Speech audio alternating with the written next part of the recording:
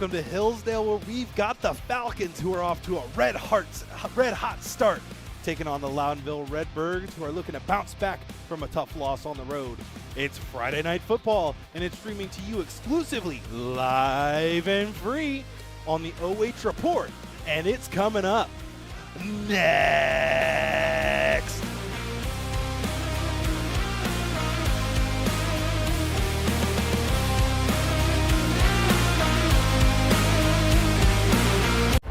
Are you ready for the comeback?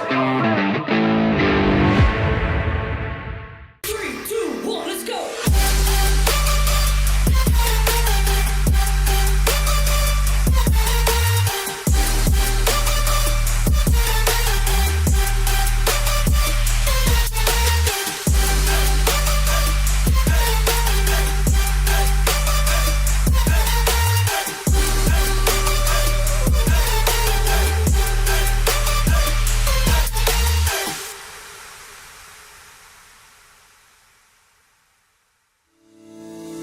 Fickes Furniture, celebrating 100 years in the furniture business, displaying all the latest styles by manufacturers such as Bassett, Flex Steel, Mohawk Flooring, Dutch Craft Bedding and more.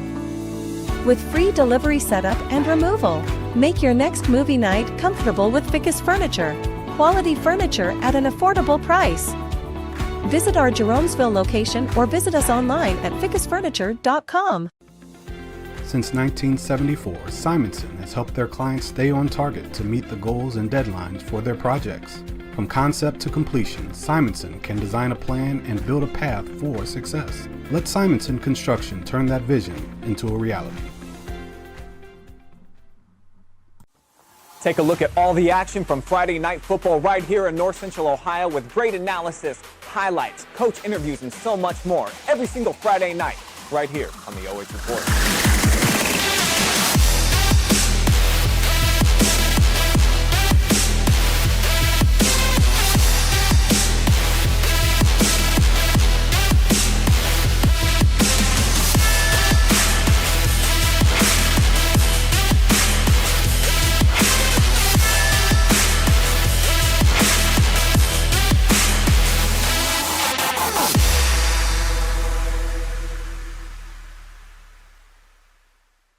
Having Frito Lay variety packs is a lot like having kids. You get a lot of flavor packed into small packages. And it's impossible to pick a favorite.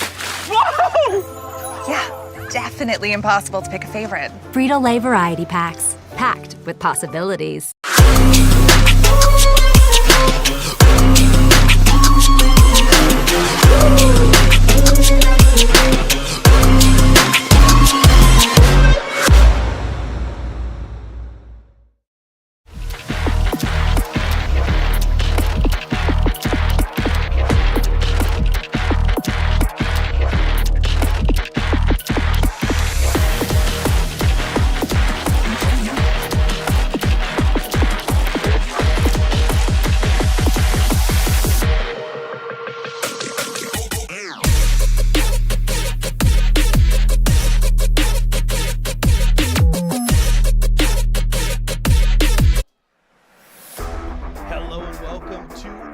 Carothers Pest Control Pregame Show. Got a pest? Call the best.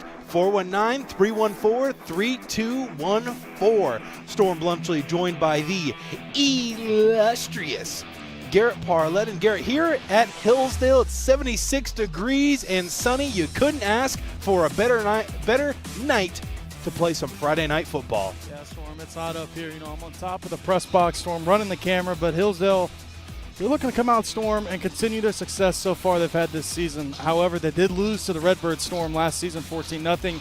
Let's see if they can get some redemption here at home. Let's take a look now at our Loudonville Redbirds player spotlight here on the Carothers Pest Control Pregame Show. They beat Mapleton in Week 1 from our Firelands Conference, G-Man, and they lost to Utica last week at home, 49-7. They're having to replace a few key guys from last year. you can really kind of sense the growing pains here for the Redbirds. Yeah, Storm, the Birds going to have some big guys step up. If they want to come in here into Falcon Country, Storm, and get a big win. Obviously, they lost to the Utica last week. They got absolutely dominated 49-7. That one was on the road. They got to be road warriors once again, Storm, and come in here in Hillsdale and really punch the Falcons in the mouth if they want to have a good start. They have to replace those guys, as you mentioned, like Zach Frankfurt and Micah Simpson. Guys like Cam Beachy, Hunter Pullen, they have to step up big for this offense and, of course, the defense, too, for the Redbirds if they want a chance to win here on the road. As you said, and a little known fact about you, G-Man, is actually that you went to Loudonville for a little bit. So you were actually letting me know on some insight before the game about what the Redbirds' name is. I didn't know it had a name. Yeah, Storm, I at least believe when I went to Loudonville, the name for the Redbird was Tuffy. I don't know if that is still the name, or maybe it was never the name, but at least that's what I remember. My dad always was mentioning that when I was at the games when I was a younger kid. So Tuffy, he's over there on the sidelines. We'll get a shot at him throughout the game. We have one in pregame, but yeah, Storm, I used to go to Loudonville, but it's not necessarily a rivalry in terms of conference, Storm, but these two teams, they don't really like each other. Yeah, as we see the Hillsdale Falcons take the field, there's going to be some angry birds tonight. We'll see if that rings true. Gotta love the signage, Garrett.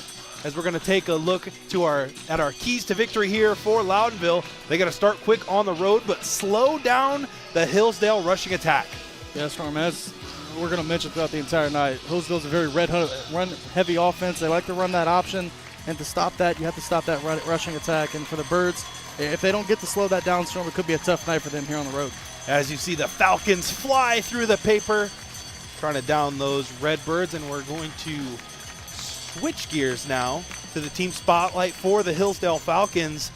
Off to a terrific 2-0 start. They beat the best D7 team in the state, 0-2 D7 team in the state last week in Lucas, as well as knocking off Black River in week 1. As you mentioned, they love to run the football. It's like kind of like a read option scheme. I'm not sure. I haven't seen them in my own eyes. I'm not sure if they run it from shotgun or under center, but this is a team that likes to play that smash mouth football. Yeah, Storm, they're going to have multiple ball carriers. One to pick out, Jack Fickes. We're going to talk about him here in a little bit. Owen Sloan, another one. Those two guys are leading the charge for the Hillsdale Falcons on offense with that read option scheme. We'll see what they do tonight.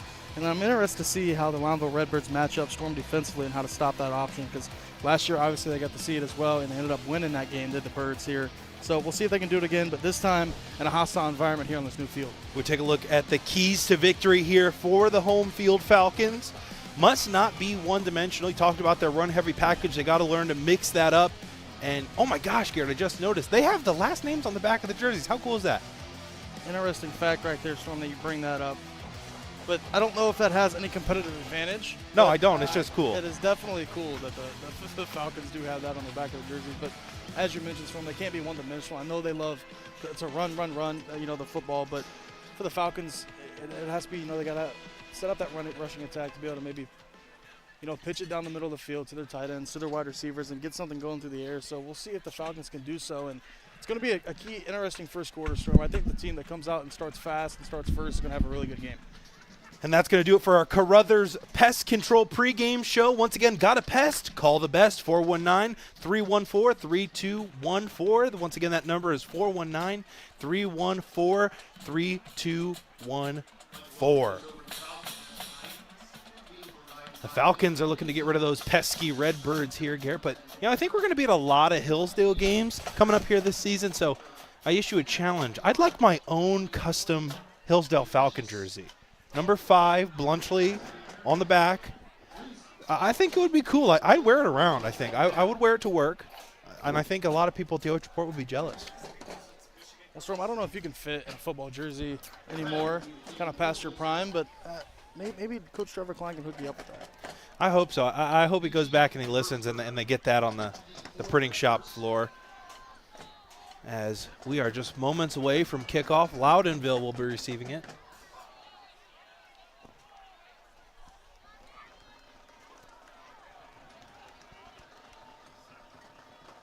So the Friday night lights shining so bright here tonight, as there's still a lot of sunlight left. So it's great about these early September games. Get a lot of sunlight here, as this one's going to be fielded at about the 15-yard line, but nowhere to go. As that's going to be Josiah Hirschenberger. As we take a look at our player spotlight here, QB Matt Sprang here for Loudonville, a senior. This dude, he's definitely the workhorse quarterback for their squad. Yeah, Storm. He was all KMAC last year. Obviously, Loudonville moving to that KMAC last season. Let's see if he can do the same thing he did last season. See if he can repeat that performance. They're coming off that loss to Utica. They got to come out here and kind of get that game behind them. See if they can start fast here against this Falcons defense. So here we go as we got our home and kitchen supply first down. If you're watching out there in Otraport land, make sure you comment on our fan zone. We'll be reading those off during the game. Let us know where you're from or what your favorite concession stand item maybe is. As we see a little fake there, and Matt Sprang tries to take off to hit the edge as we take a look at our offensive starters here for Loudonville. As we mentioned, Garrett, Matt Sprang really, the guy they kind of rely on here, but Cam Beachy as well, another senior on that squad. They like to target him. Yeah, Storm, he's going to be the guy in the passing game that they like to go to. They like to go with a run on the first play, try to get Matt Sprang in space and get something to go, but that Hillsdale defense only allowing a couple on the play. Sprang now hands this one off once again. A hole here for Baylor Weiser. Take a look at our defensive starters here for Hillsdale. A couple of guys to point out. Braylon Jarvis and Brady Heller, they lead the team in tackles. Yeah, Storm, this team in Hillsdale, they can stifle the run game and really make it hard on you. But let's see if the Birds have an answer for this atrocious defense. Empty backfield, but a little jet action right there as Weiser takes it again. An early Hillsdale having some trouble stopping the run. Storm, the Birds able to get something to go on the ground. Some big guys up there front. Storm, number 70 for the Birds. We're on a little bit of hurry up, it seems like. They got a huge bunch formation here on the left. As Sprang's going to be in shotgun. Bubble screen, a little too high. That intended for Josiah Hirschenberger. I don't think I've ever seen that quad bunch set over there. That was an interesting play call there. Had a ton of blockers, too, out there. Storm, if they're able to get him the ball in space. Could have maybe had something going, especially when the hurry-up offense kind of confused that Hillsdale defense and not really let them get set out there. But Sprang not able to hook up with his receiver out there. So third and manageable here for the Redbirds offense on their first drive. The run has been working well for them. We'll see if they go back to it. They do. Hole up the middle. He's going to get into the secondary. I believe once again that's Weiser, who's on my roster as a wide receiver, but they're definitely running him more at that running back position. New day and age in football, Storm. Just get your skill guys the football. and one point. Here we go again, Storm, with this interesting formation. Now it's going to be a fake, and they're going to throw it to the other side. Watch. Oh, they just end up going with the screen pass, and almost a little bit of danger there as Hirschenberger is not able to hold on to it. A little bit of danger, Rich? Well, I was going to, looks like maybe Hirschenberger had a little too many Butterfingers on the way up on the bus ride up here. Go to. And here we go, back in that quad bunch set. Sprang in shotgun, has it on second down. Looking for his man deep. He's got a step, has to go over the top and does. Cam Beachy bobbles it. Are they going to say he's in bounds?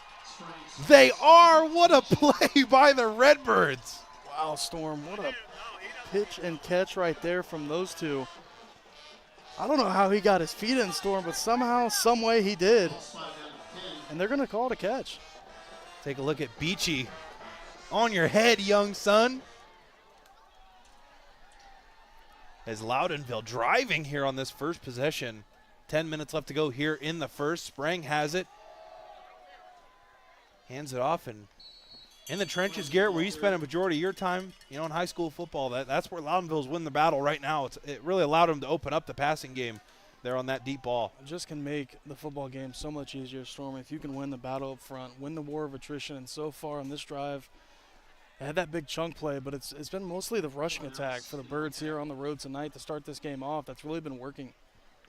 Garrett, have you been going home and just kind of reading the thesaurus? I feel like your vernacular has improved over the offseason. You got a lot of new quips here in this early 2023-24 season. Storm turned 23 just earlier this month, so Old I think I've kind of grown up a little bit. other than the usual. But I think it didn't look like he was trying to run that Storm. Did you get that I didn't 5? think so either. Take a look at this one.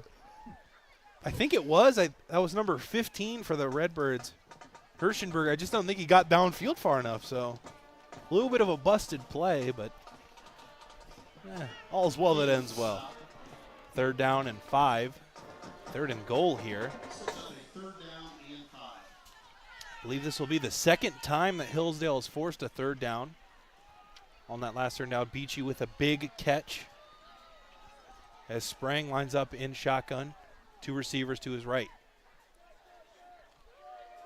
Jet action. Sprang keeps it, tries to get upfield. He'll be stopped by a flock of Falcons. That'll bring up 4th down. Go for it, City. I think they might elect to Taking take the their points? Storm. Interesting decision. It's inside the 5-yard line. I don't know. Let's head over to Coach G-Man's corner. What are you doing, with all that information you gathered from that first Loudonville drive? Storm, I'm not an old school guy at all. I'm new age. I'm definitely going for this inside the 5. But, hey, if you want the points and you need the points, you take the points. And the Redbirds go up 3-0.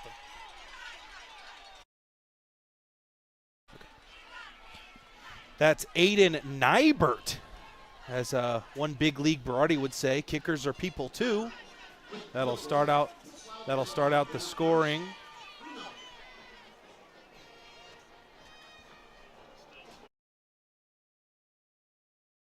Do you want us to go? Please, thank you.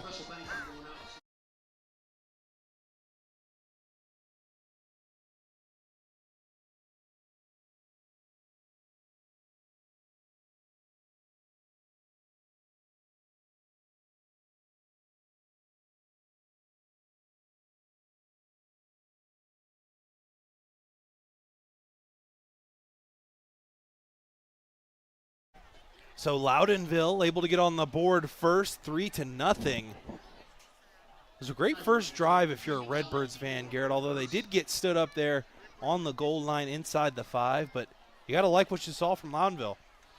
That's from great rushing attack. Would have loved to end in 6 there, but they'll take the 3 and they'll start the scoring here in Hillsdale. Oh, you know what I just noticed, Garrett, is that kick sails out of bounds. This is a battle of 2 avian creatures as we take a look at the Hillsdale offense. Jack Fickes, of course, the senior number 2, the premier player on this roster. As you see on the field, Garrett, a little bit of a jersey change down there. Do you see that? I did not, Storm.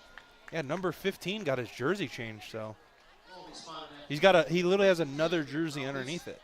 I've never seen that before. That is crazy.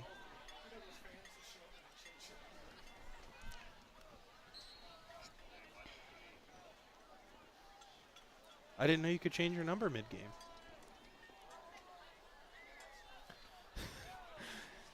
As Hillsdale's getting ready to take their first play from scrimmage, Fickes hands it off. Jake Haven gets about 3. We take a look at the defensive starters for Loudonville. And there's some history between these 2 schools, Garrett, as you mentioned in the pregame show. But last season, Loudonville winning in a very tough defensive matchup, 14-0. That's from a tight game. These 2 teams are not conference rivals, Storm, but it definitely feels like it just about 30 miles separates these 2 schools, maybe even closer. These 2 definitely don't like each other. As a handoff here to the outside and a huge stiff arm from the Falcons running back. A little bit of Derrick Henry, get off me, as Braylon Jarvis hits the edge and picks up a nice gain and moves the chains on 1st down. Great stiff arm, great move right there from Jarvis too, because if he doesn't break that tackle, I mean, that's 2 or 3 yard loss, and that's a 3rd and long, but instead, the Falcons keep the drive alive. Just exactly what they needed to, Storm. They didn't want to go 3 and out and give the ball right back to the Birds. Nice play right there around the outside, around the edge. And this rushing attack continues here on 1st down. Fickes drops back for his first pass of the night, got a man over the field, and he gets the catch. Hayden McFadden, that one was kind of a dunk, looked like it might have been intercepted, a 50-50 ball. But McFadden able to come up with it for a home and kitchen supply, first down.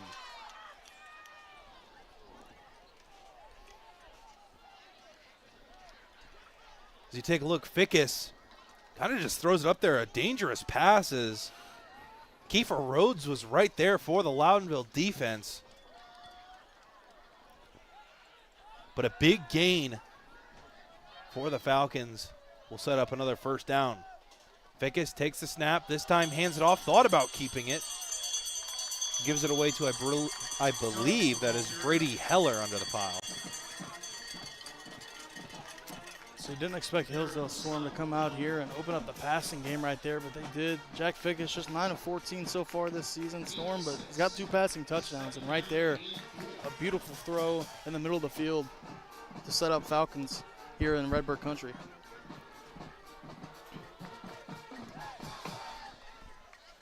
So Garrett, it's not a flock of Falcons, it's a cast. That is the scientific term for a group of Falcons, as there's a little bubble screen to Jarvis. He's got some space on the outside, staying in bounds, drops his shoulder, gives Braden Carr something for his trouble before stepping out of bounds. Jarvis been big on this drive so far, Storm. He's had that little swing pass, and he also had that big run with the stiff arm. So 2 big plays here from Jarvis here in the first quarter.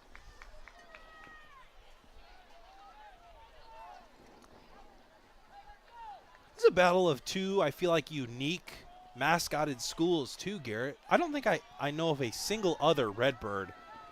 And I don't know if I know of another Falcon either.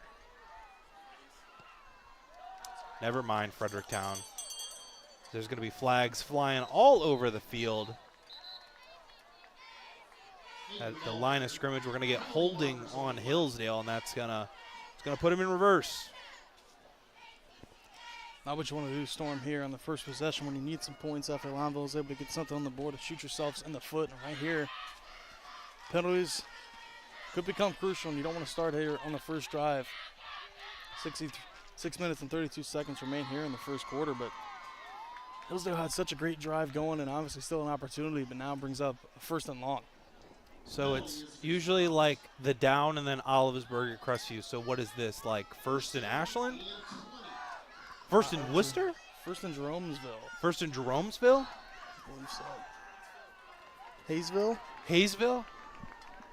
So first in Hayesville here. Oh, as we're going to see a little trickery.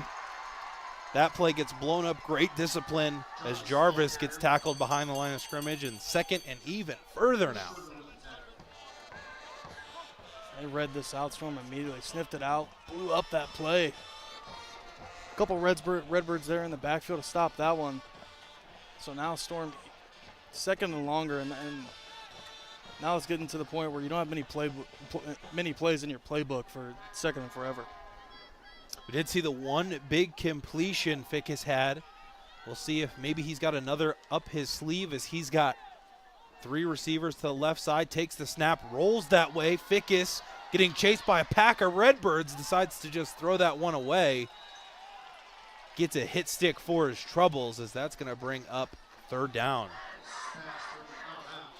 This all started, Storm, because of that miscue from the Falcons with that penalty. And now it backs them up to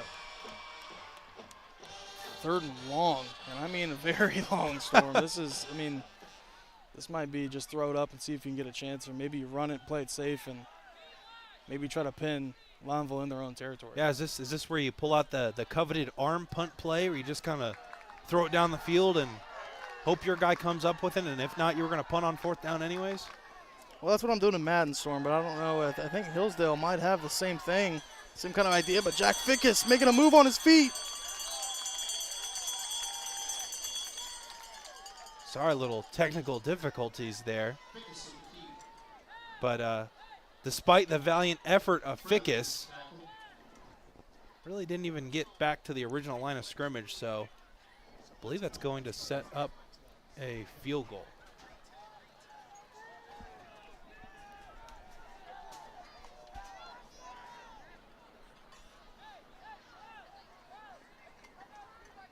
Maybe. You think they're going for it? Does look like they're going to elect to go for it.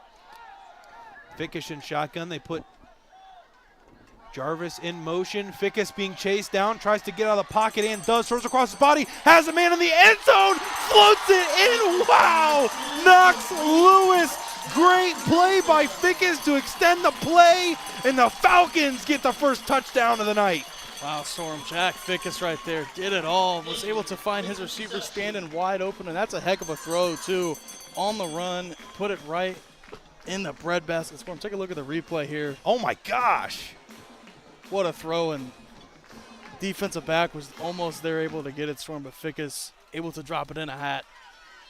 Uh-oh. We do have a flag, though, Storm. Oh, a flag on the field. If this stands, Garrett, this is... I thought he was past the line of scrimmage before he even I threw the also football. That's why I was a little hesitant on that touchdown there. But let's take a look on our OH report super slow-mo. Yeah, the line of scrimmage is... He looks like he's definitely past it. The line of scrimmage is about the, what, 24? We're going to get our final ruling here. Yeah. What is that? He's got an itchy back? I think they're going to call it. Line of scrimmage. And we're going to, can we take one more look at that? So it's a line of scrimmage, about the 24. Yeah, he's well beyond it. So does that just move you back or turnover or what? Well, it's 4th down, so it'll be a turnover on downs.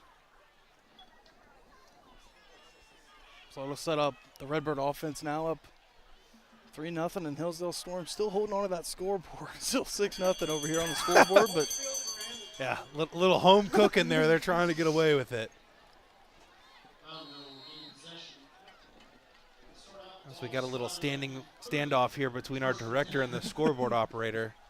Says he's not taking it down till the scoreboard does, so we'll see who breaks first. Loudonville steps up on offense now. Had great success on their first possession. Sprang puts a man in motion, takes off by himself, and Max Sprang, he's a big dude at 6'1", 190. Garrett, that's what you like to have when you have a mobile quarterback, a big guy who can take some hits and stay in there. Yeah, likes to run the football, Storm. You want a big physical guy like Matt Sprang, and he's the definition of that. Almost threw for 2,000 yards last year, too, did Matt Sprang. So he can do it all, Storm, with his legs and, of course, through the air. And here we go back to this formation. Redbirds love this formation, Storm. I mean, it's working out for him. Sprang once again alone. Fakes the bubble screen. Tries to take off with it himself and does. Finds a few Falcons. Will get driven back, but not before forward progress. Gets them there. First down.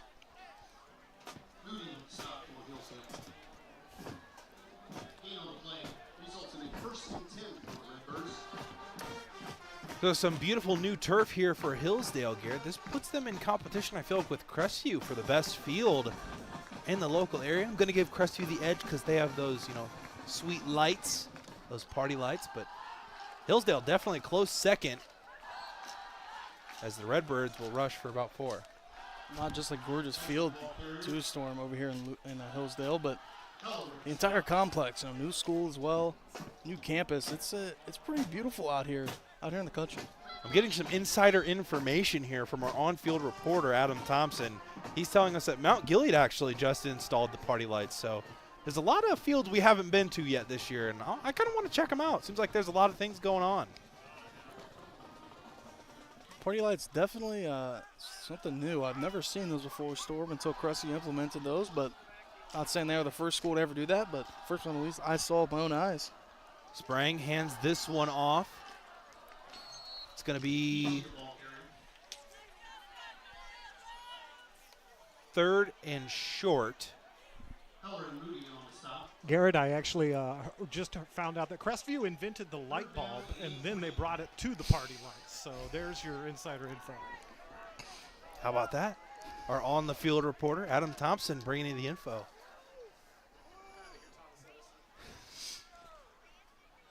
It was Ross. It was Ross Kuhn. I think he invented the light bulb. Didn't realize the light bulb wasn't invented after I was born. Back to action, another quarterback keeper. Think that's going to be enough for the first down. Sprang elects to keep it again, and G-Man, Loudonville's just going to keep, Loudonville's just going to keep running it right up the gut until Hillsdale can prove they can stop it. The old saying goes, Storm, if it ain't broke, don't fix it. And right now, that offensive line is wearing down these defensive linemen for the Falcons. You know, a very slow, methodical offense so far the Redbirds have shown on this drive, but they have that big splash play, Storm, on their first drive to Cam Beachy. Let's see if they try to find something like that once again. They're going to open up the pass game once again. Sprang completes that pitch and catch to Baylor Weiser, the 12th grader, 5'11", $185. About a minute 30 left in our first quarter here on our Simonson Construction Services scoreboard. Sprang with a trip set to his left, one lone receiver to the right, fakes the screen once again. Sprang keeps it. That'll be enough for a first down.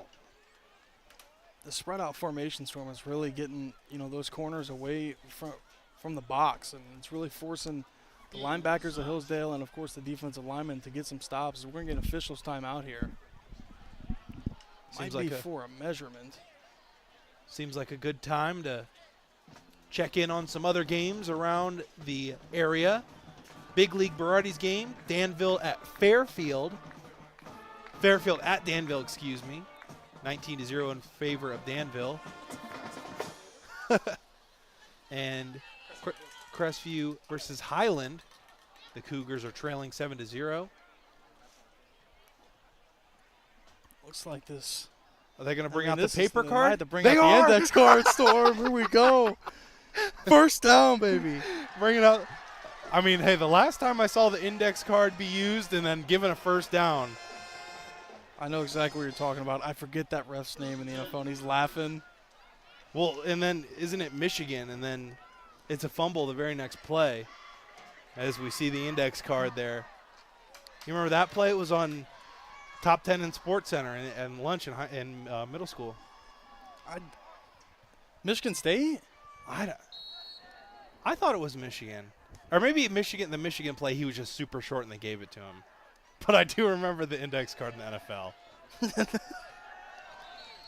Baylor Weiser takes this one up the gut. I thought that was a rare occurrence, but hey, that ref, he was ready with it. Yeah, Storm, he did not hesitate to pull out that index card. He pulled it out pretty quick.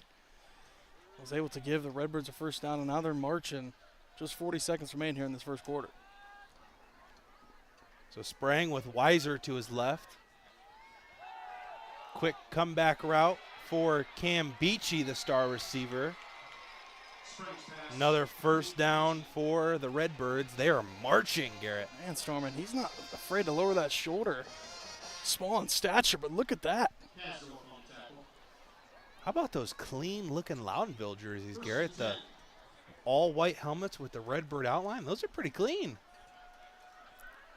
Yes, Storm, I think white jerseys are definitely my favorite, especially if you go with the all-white. I know the Redbirds don't have that look, but the red pants definitely suit that. Sprang now with probably will elect not to snap it, and that's going to do it here for the first quarter. The Loudonville Redbirds lead the Hillsdale Falcons 3-0. We're going to take a quick break. We'll be right back. Second quarter action coming up next.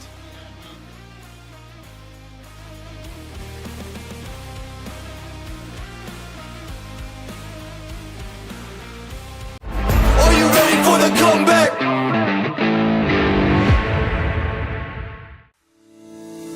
Fickes Furniture, celebrating 100 years in the furniture business, displaying all the latest styles by manufacturers such as Bassett, Flex Steel, Mohawk Flooring, Dutch Craft Bedding, and more.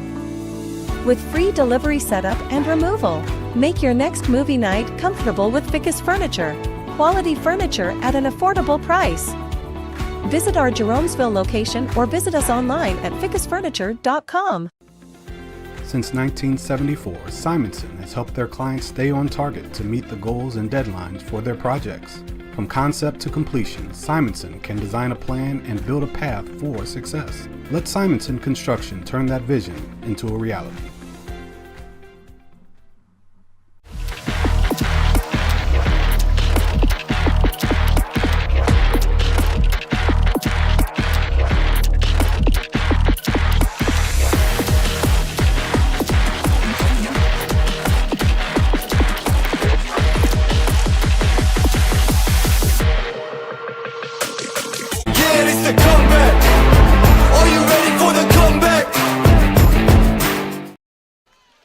Hello and welcome back to Hillsdale High School, where the Loudonville Redbirds lead 3-0 over the Hillsdale Falcons. We got a first down here.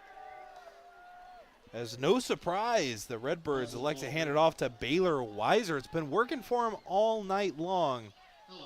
Storm Bluntschly joined by the illustrious Garret Parlett. Just got a whiff of steak up here, Storm. The most Garrett line, I believe, in OH Report history.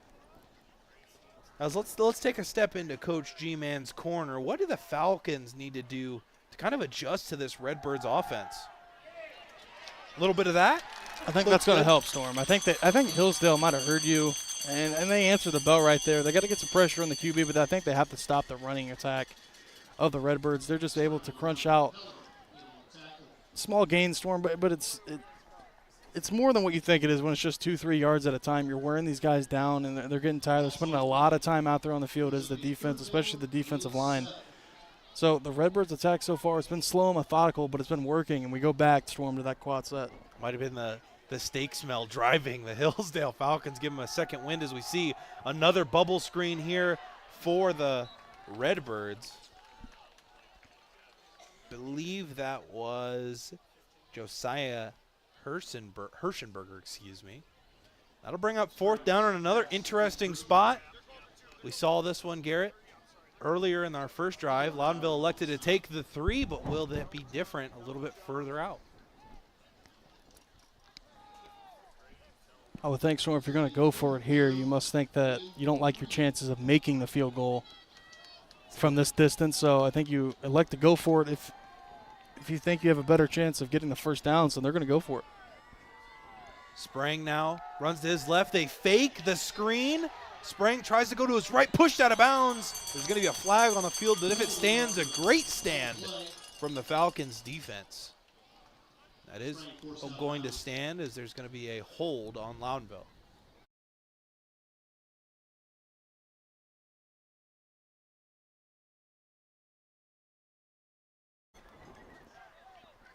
So with the penalty on the Redbirds, it's going to convert it over to Hillsdale, and a great defensive stand from them as they needed it. You know, if you get down multiple scores with a run-heavy offense, Garrett, it's tough to come back.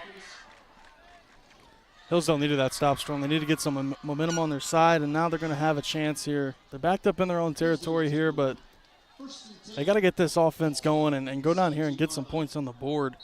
Redbirds got a lot of confidence. I know they didn't convert there, but at least come in here on the road, Storm, and cook the early lead, 3-0 here in favor of the Birds. It's just a couple minutes here in to the second quarter.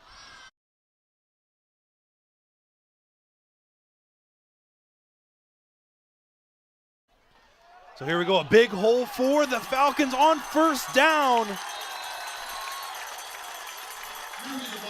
Bo Moody, the senior, with a big chunk play. And a home and kitchen supply first down for the Falcons. That's what makes this offense so dangerous, Storm. There's so many guys that they're willing to give the football to, and Moody right there, just the guy who snuck out of the backfield and a little handoff just right up the middle. Offensive line does a great job moving bodies up there, and beautiful hole, Storm, for Moody to run through is now Hillsdale's in business.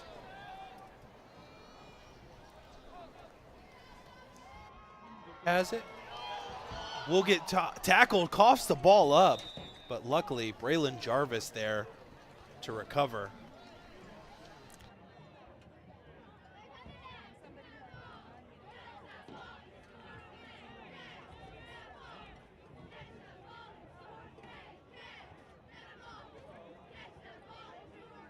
Down, but Hillsdale with a great run there to start the drive, and now they're in business Storm, but that one is not going to help their chances.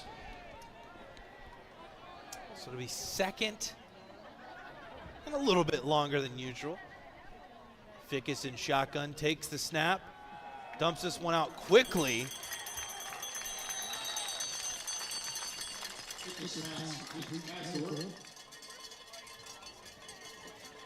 That's Cass Ford, I think.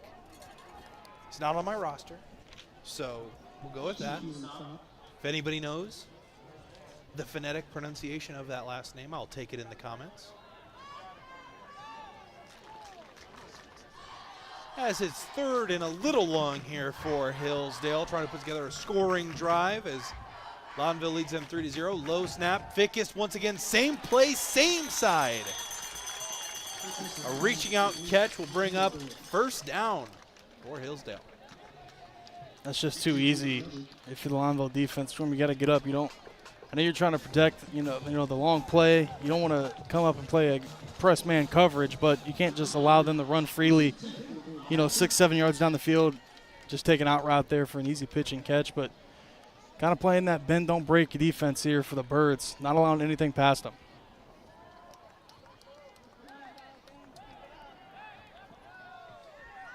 .846 left to play here in the first half. Fickes takes the snap, hands it off on the end around there to Jake Haven. Gets stood up a little bit behind the line of scrimmage. G-Man, the illustrious.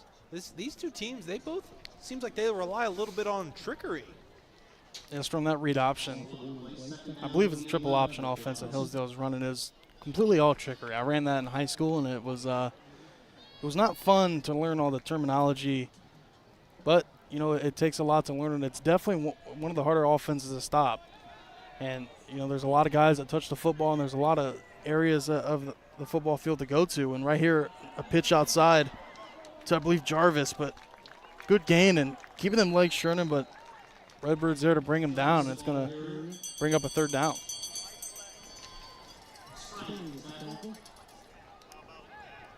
That'll bring up about 3rd and 4, maybe 5.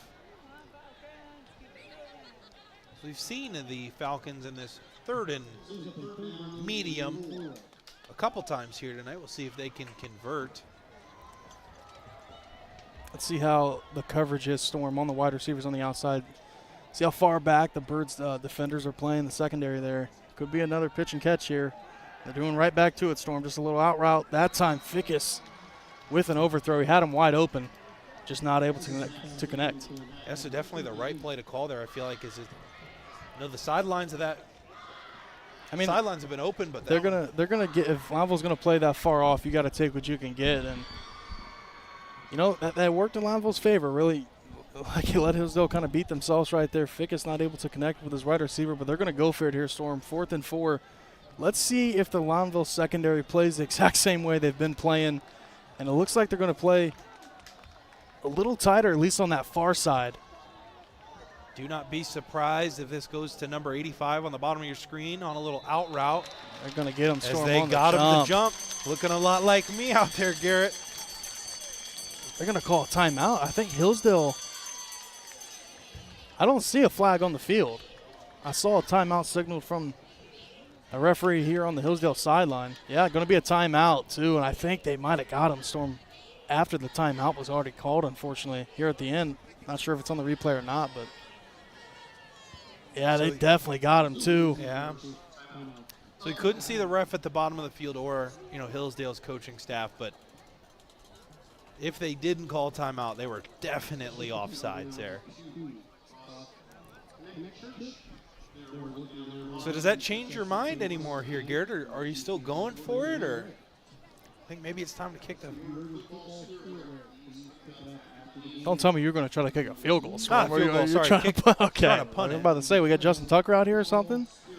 But I think the defense has done well against Loudonville, at least enough to stop them, the kind of bend, don't break mentality. I think you're going for it here, Storm. I think you need some points on this drive. Just 4 yards. It's in Loudonville territory, so if you don't convert on the 4th down, it'll at least be on Loudonville's side of the field. And I think they're going to like to go for it too, Storm. I see Jack Fickes back there. He might be the punter, though, as well. He's a little bit farther back. So it could be a little pooch punt. Interesting to see. Looks like I think they're going for it. Hillsdale's going to go for it. So Fickes in shotgun puts a man in motion. He's going to look to pass. Looks over the middle. Has a man open. That's going to be Jarvis, who's been Mr. Offense tonight for them. That's going to be enough for a home and kitchen supply first down. And Garrett, before you jump in, I wanted to say we do have the play that I was talking about. Yeah. It was South Carolina versus Michigan. The Javion Clowney you're talking big hit fumble. Yeah. But that wasn't the card. I think I was thinking of something different. I'm thinking of the card Thank you, Fanzo. with the NFL referee. I forget his name. He's one of the most famous referees. And he pulls out the index card, and he's laughing because of how ridiculous. Right. Now, I just got my plays mixed up as Fickes looks to pass once again. Got a man open down the field, right in the breadbasket. As I believe that's Jake Havin down the sidelines, Hayden McFadden to open up with a touchdown for the Falcons. Man, Storm, McFadden was wide open. It didn't have to be a perfect pass from Fickes, but man, was it. Dropped it right in a bucket. Perfect pass, perfect pitch and catch here for the Falcons to take the lead. Take a look at it on the replay. Beautiful setup. I mean, he dropped a defender, Storm, with the move. I think it was a double move on the outside there from McFadden. Dropped the corner, took some ankles, and it's 6 here in Falcon country.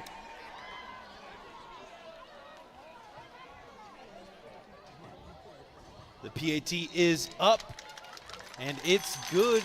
So the Falcons lead the Redbirds 7-3. We're going to take a quick break. We'll be right back after this.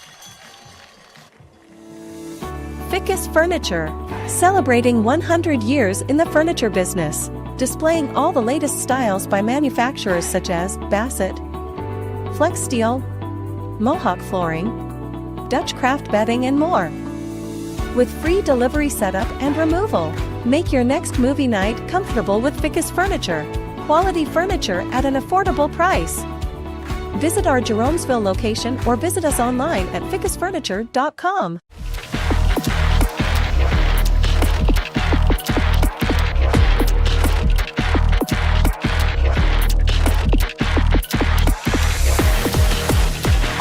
Yeah, it's the comeback.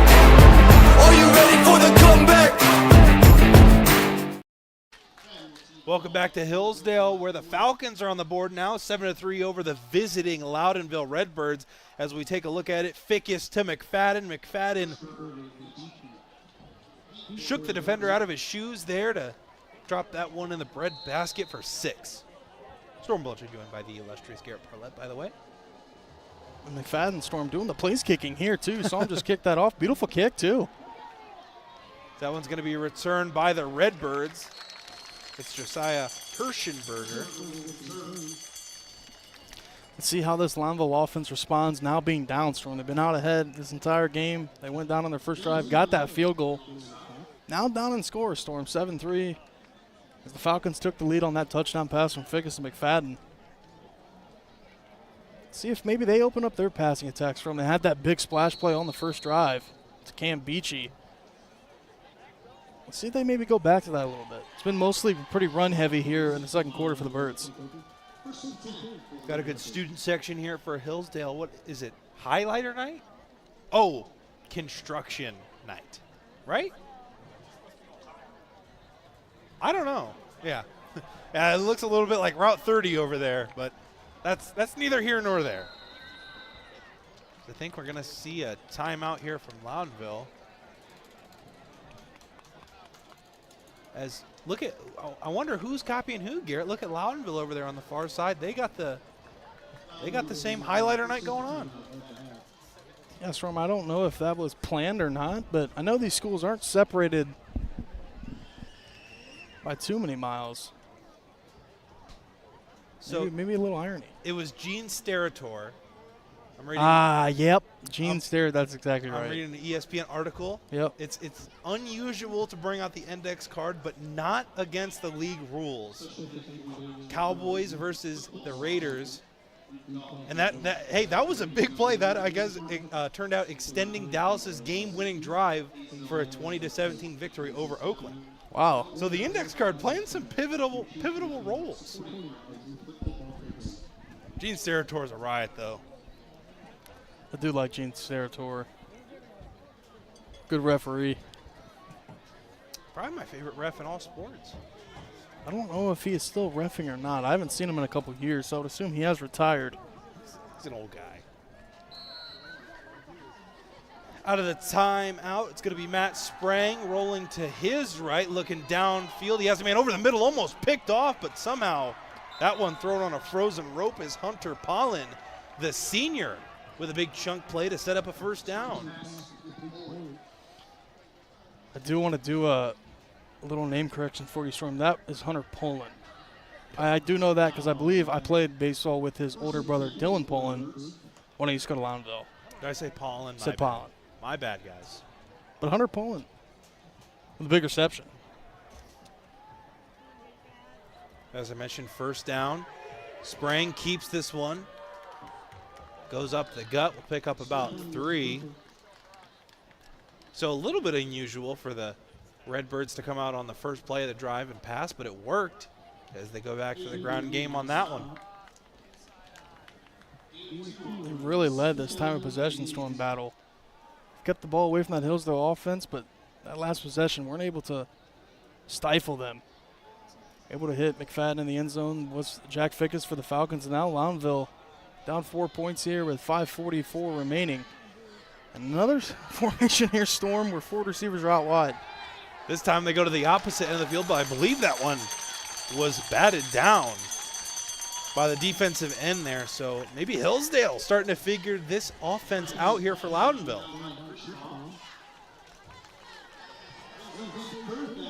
Big third down here in this game, too. If you're Loudonville, you don't want to give the ball back to the Falcons now with this momentum. The crowd's getting into it. The defense is getting going.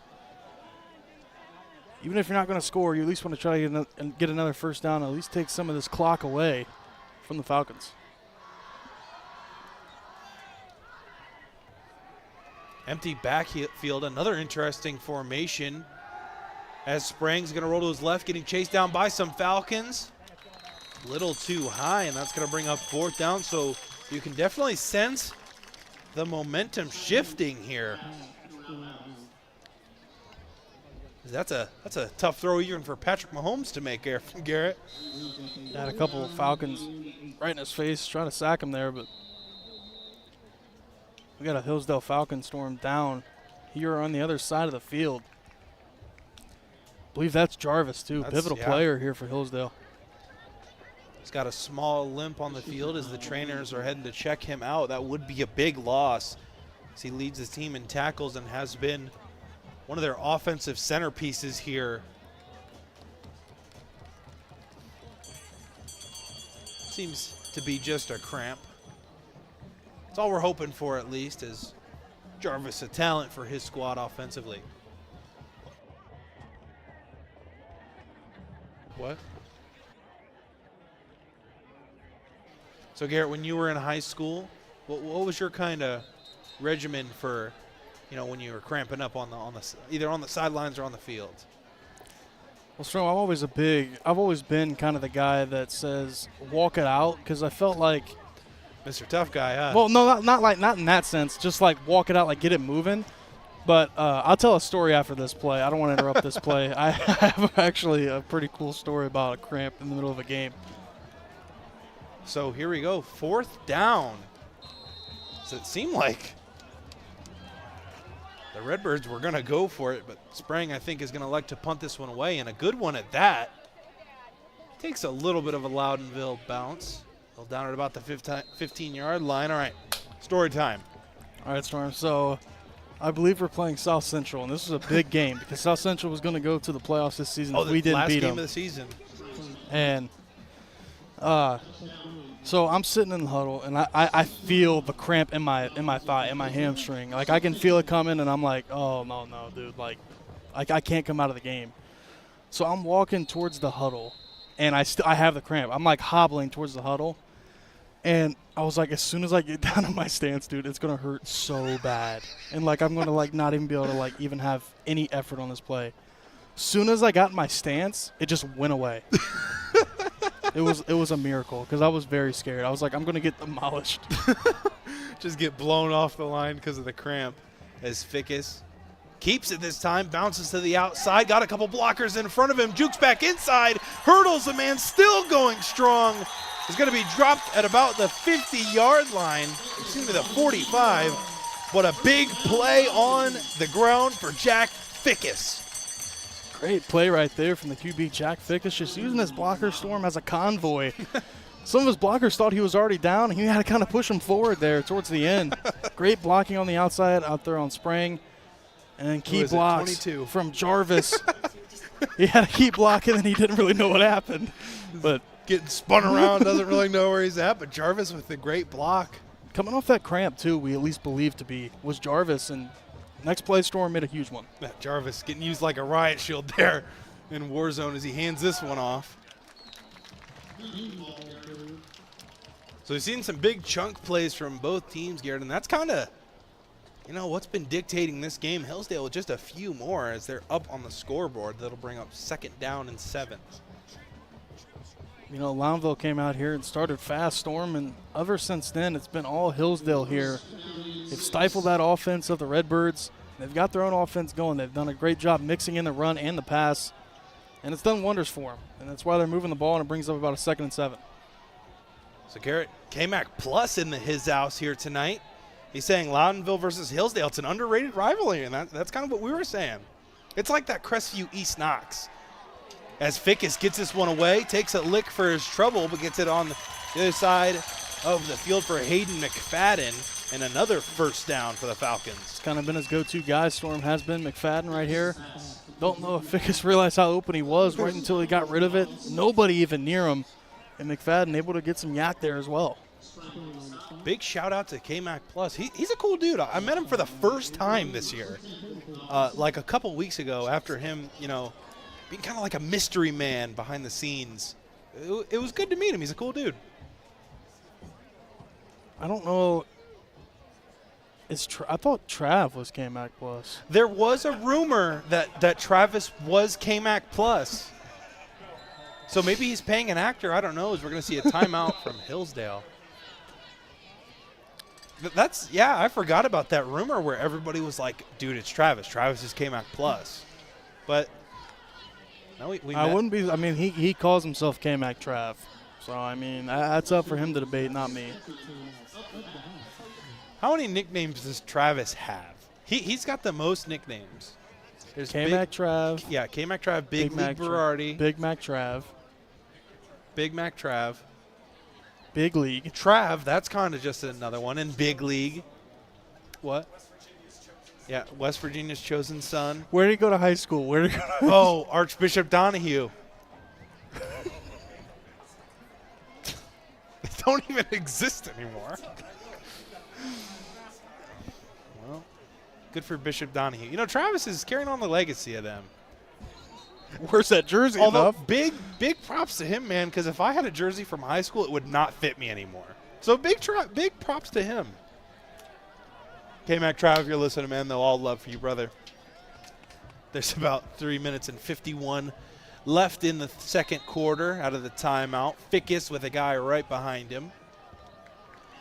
Takes the handoff, fakes right, goes left. Has Jarvis once again on the screen, and a lot of that yak once again for the Falcons.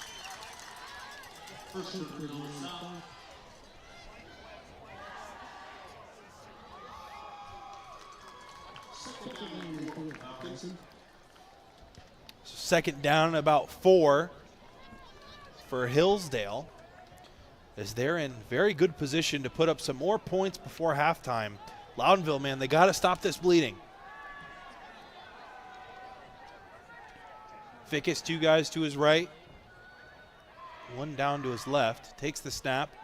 Another screen play out to the left side. That one's going to be Jake Haven, the 10th grader, 6 foot even, 165 pounds. That'll bring up 3rd down. Hillsdale plays their cards right, Storm. They try to milk this clock down. They get the ball coming out of halftime as well, so it could be a 2-for-1 opportunity. I think they're really just going to try to score here, but if you do end up in the same time, Storm, in the same breath, taking some time away and not allowing Loudonville a lot of time left, it could be a big 1-2 punch. Fickes looks out to his right, has a man wide open. That's going to be Hayden McFadden, who's got some room on the outside, will get wrapped up. But that's going to bring up 1st and goal as the Falcons' passing aerial attack is dicing up this Loudonville defense. Yeah, Storm, it's just too easy here for Jack Fickes and McFadden. I mean, Loudonville's playing so far back out there with their corners. They're not trying to get beat deep. You would like them to probably press up a little bit farther. As we take a look at Storm to some Danville action. They're up 7. Whoa. Oh, they're up 34-0. Little jump scare for me. Wow. Yeah. Hey, I said Danville's winning the K-Mac. I called it week 1. It's K-Mac Travs up there at that game. 34-0 in favor of Danville as Hillsdale. Once again, Fickes trying to get over to McFadden and does. He's going to be stopped just short. And the Falcons now knocking on the goal line. I think coming out of the halftime break, Storm, Loudonville's going to have to make an adjustment out there on the outside with the corners. It's just been too easy here for the Falcons, especially Jack Fickes and McFadden. It's just been an easy 5-yard out or a 5-yard curl, and the ball's out as soon as you turn, Storm. It's just been way too easy for the passing attack, and now they're taking some clock down, and I would expect here a run with either Fickes or Jarvis. 2nd down and goal on the 3-yard line. Fickes takes off with it by himself, and he's going to scamper in for 6. As that's going to be another touchdown for the Falcons. 13-3 on the scoreboard. Going to get a penalty on this, Storm. I'm not sure who it's against. I think it's against Hillsdale, too. Yeah, it's going to be a holding call against the Falcons. So that one's definitely going to hurt, Storm. And now Loudonville, they have the end zone to not let anything behind them. I'm curious if maybe they push their corners up.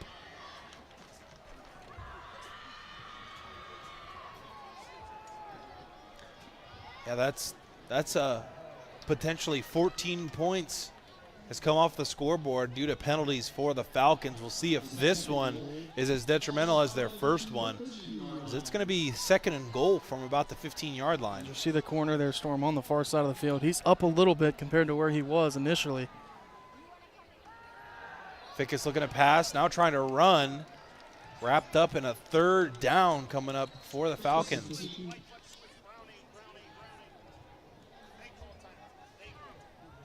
Loudonville's going to get a timeout call here, which interesting. Yeah, it does kind of shock me there. At that point, wouldn't you want, I mean, you get the ball back, there's not going to be enough time. I mean, keep the clock running, force. Hillsdale's going to take a timeout, right? I would expect them to, but they also might be trying to waste some clock too and not let Loudonville have a chance to get the ball back. So an interesting game of clock management between these two head coaches, Storm. This is where the chess match develops here in football. A lot of IQ required to be a head coach. It's definitely not the easiest job in the world. I think Loudonville's head coach is thinking if they get a stop here, it's 4th down. You would think Hillsdale, unless they get a significant chunk, you would think that they would kick the field goal here, as they're almost at the 10-yard line. Then you get another timeout call. You got about 50 seconds remaining here in the half, but Hillsdale's able to get a good chunk here. I would assume that they go for it if they're inside the 5. So 56 seconds left to play. Big couple of downs coming up. Fickes has it, sends a guy in motion, snaps it, looks to his right. Goes over the top. Got a man picked off. Oh, my goodness. The quarterback on quarterback crime, Matt Sprang, goes up, climbs the ladder, and comes down with the interception. And Storm, Fickes trusted, I believe that's his running back, Jarvis, to go up and get that one. But look at that one. Sprang climbing the ladder. and intercepting that. And what a play, Storm, for the Redbirds. They needed that more than anything. I feel like it's always a little bit sweeter, Garrett, when it's a quarterback on quarterback action there as Sprang once again goes up top. Great awareness, turns the head, locates the ball, and comes down with it. I bet it's a little bit sweeter for that opposing quarterback to pick off the opposite player. Now Loudonville has a chance here. I believe they still have one timeout remaining, 50 seconds left. Let's see if Matt Sprang, who just had the interception there in the end zone, see if he can get his offense going, and it'll be a play action. Sprang dances around in the backfield looking to heave this one deep. Gets it across the goal line. At what point, Garrett, do you think you kind of just run it out?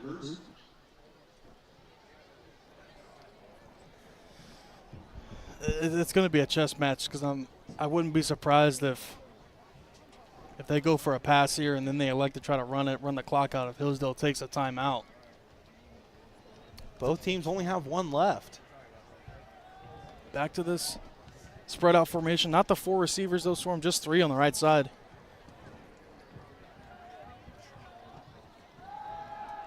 Sprang drops back. It's going to be a screen, but picked off. Flags on the field. Hillsdale with the interception. We'll see what the flag is, but wow. 2 turnovers back to back.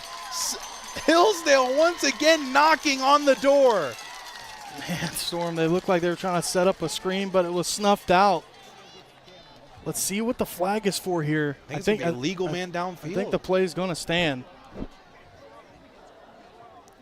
So what a turn of events. All the momentum was going back towards Loudonville after they had that interception Matt Sprang did, and now he throws an interception of his own, Storm. Great play by the defensive line to sniff that one out. Gonna wave off the flag. So now they're right back in business, Storm. Like nothing changed. Defense giveth and defense taketh away. As back-to-back interceptions.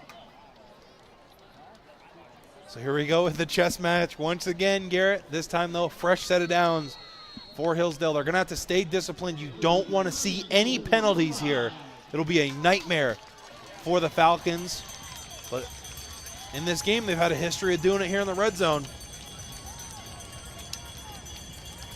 Fickes in shotgun. He's got Bo Moody to his right. Drops back, rolls out. He's going to look for the end zone. Jarvis back right corner. Toe drag, flag, touchdown. Oh, my goodness. How about that? They went to Jarvis, Storm, on the previous possession. Matt Sprang denied it, but this time Jarvis will not be denied. Perfect pass from Fickes, and the toe drag in the back corner near the pylon. Touchdown Falcons, as they're going to go up 13-3 pending this PAT, Storm. Beautiful pass from the QB Fickes. Fickes to Jarvis. I don't know, that kind of looked like an NFL catch. That one looked pretty.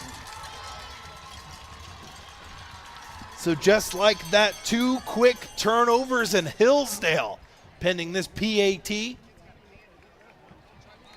Goes up 14-0. We're going to take a quick break. The end of the second quarter coming up next.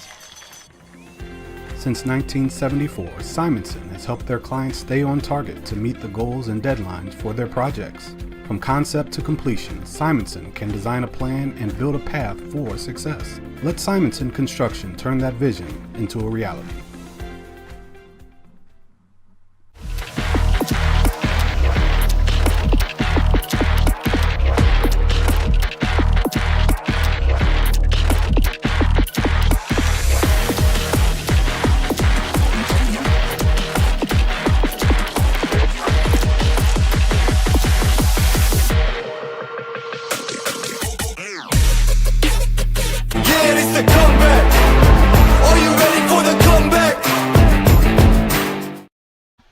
Welcome back to Hillsdale High School. Storm Bluntschly, joined by the illustrious Garret Parlett. And Garrett, let's check out this connection one more time. Fickes to Jarvis. I'm sure the Redbirds fans are sick of hearing that, but I'm sure the Hillsdale fans are rejoicing as they now lead 14-3 with just 30 ticks left here to go in the first half.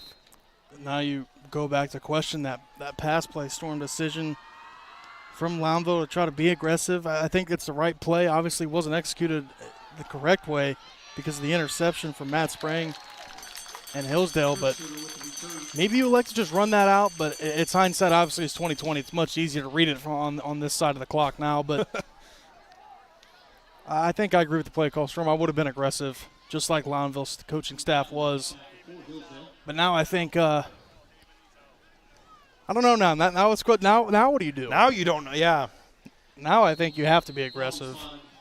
You have to at least try with one timeout, I feel like, letting that one up. But you never know. We'll see what Loudonville elects to do. Is they're going to have it 1st and 10 at about the 22-yard line.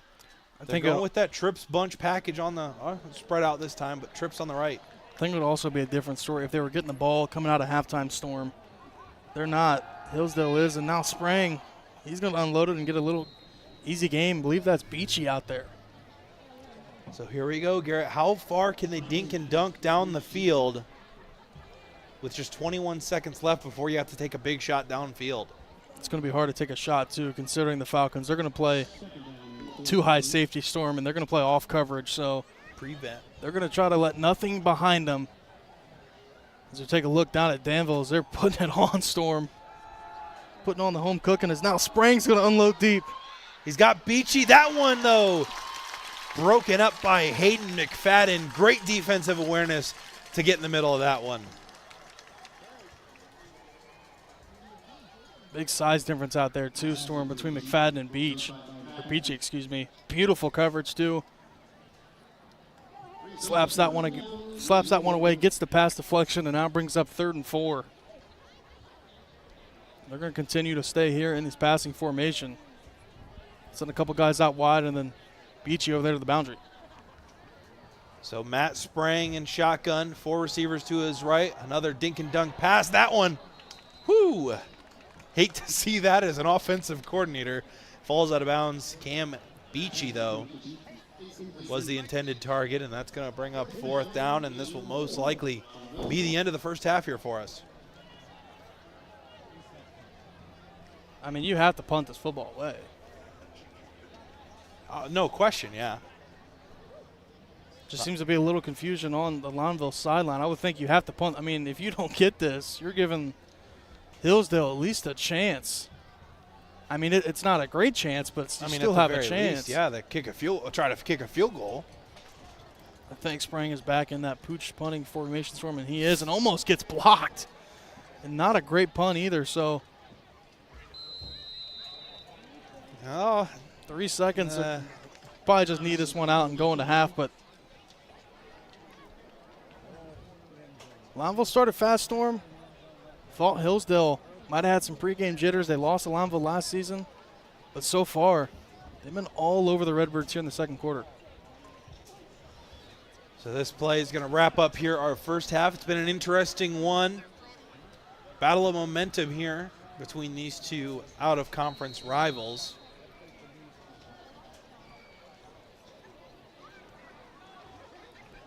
It looks like we're going to get a kneel here from, well, yeah, there's no question. Yeah, getting a kneel here from Jack Fickes. That's going to take us into halftime. Your score 14-3 in favor of the Falcons.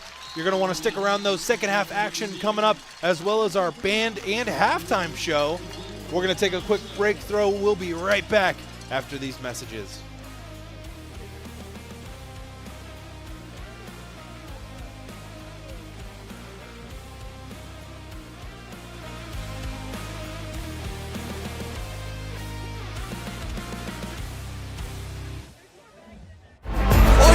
For the comeback.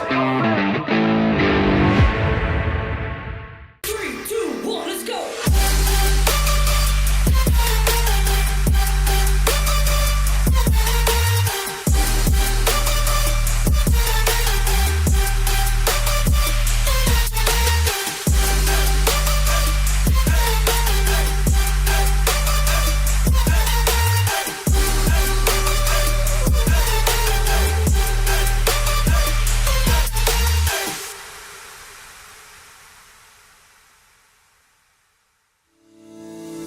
Fickes Furniture, celebrating 100 years in the furniture business, displaying all the latest styles by manufacturers such as Bassett, Flex Steel, Mohawk Flooring, Dutch Craft Bedding and more.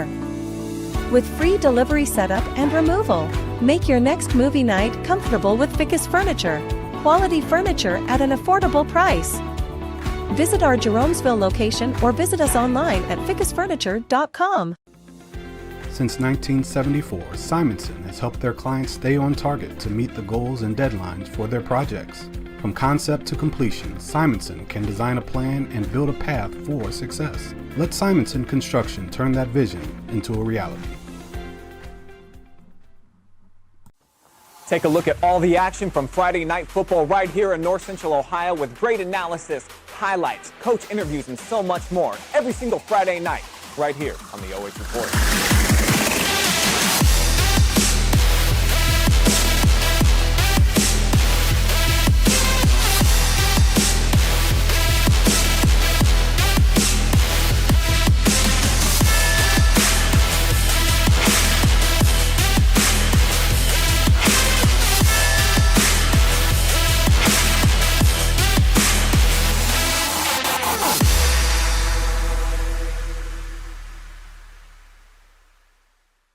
Having Frito Lay variety packs is a lot like having kids. You get a lot of flavor packed into small packages, and it's impossible to pick a favorite.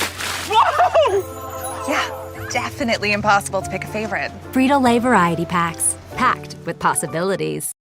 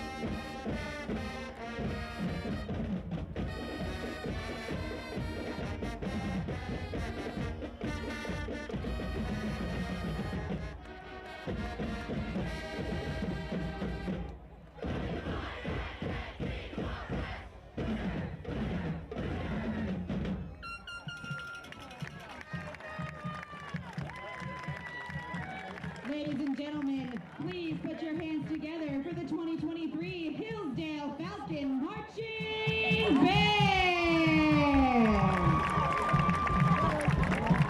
Tonight, I hope you brought your Aquanet and leg warmers because we are taking you back to the music of the 80s. Clap and sing along with our first chart as the band takes you on a journey started by playing a hit song from the Scottish band, The Proclaimers. Here is I'm Gonna Be 500 Miles. He's up to 2 pounds.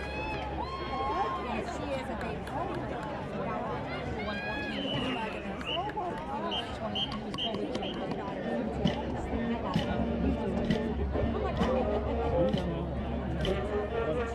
Yeah.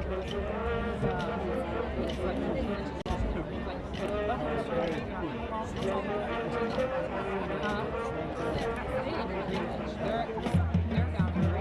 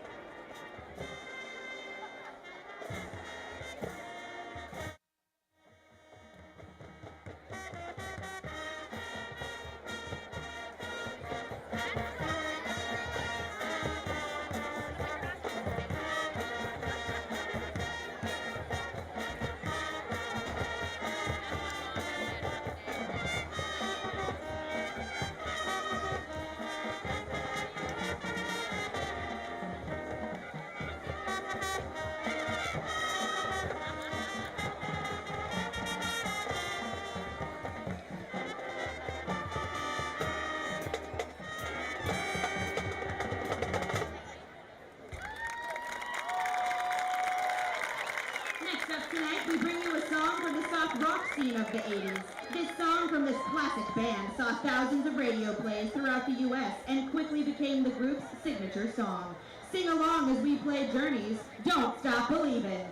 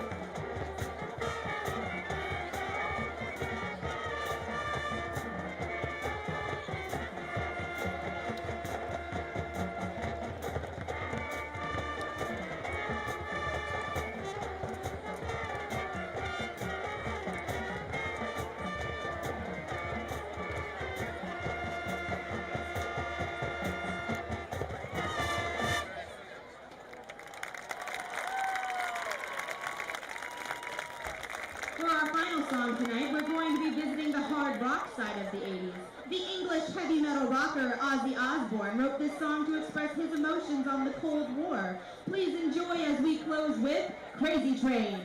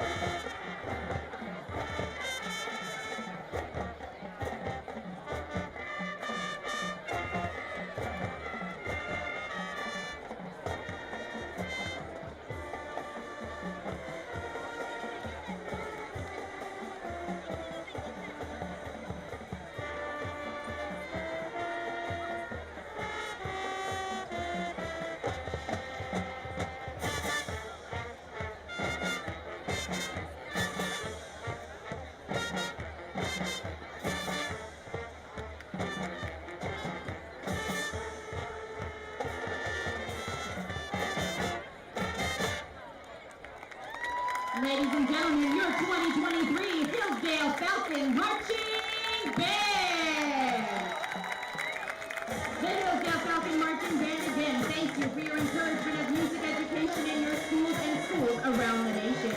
The Hillsdale Falcon Marching Band tonight is under the direction of Rachel Kelly, Flag Director, Elizabeth Terwilliger, Percussion Director, C.R. Hott, Assistant Band Director, and Alan Terwilliger. Are you ready for the comeback?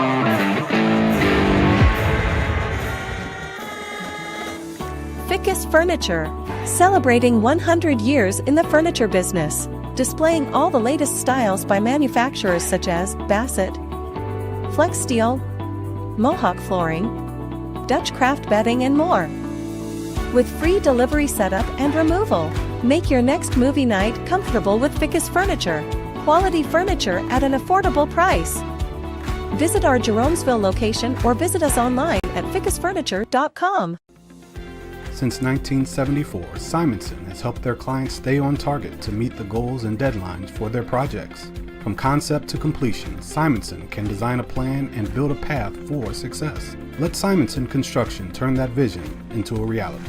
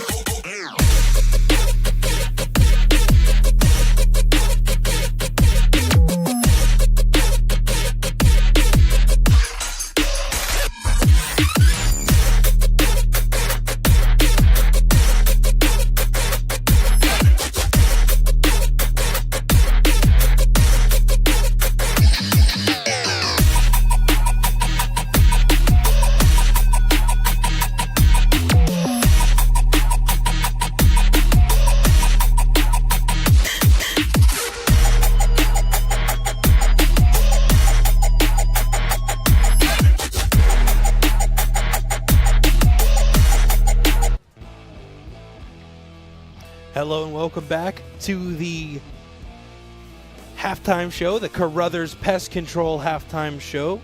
Take a look at our score. The home field Falcons up 14-3 over the Loudonville Redbirds. Storm Bluntschly joined by the illustrious Garret Parlett.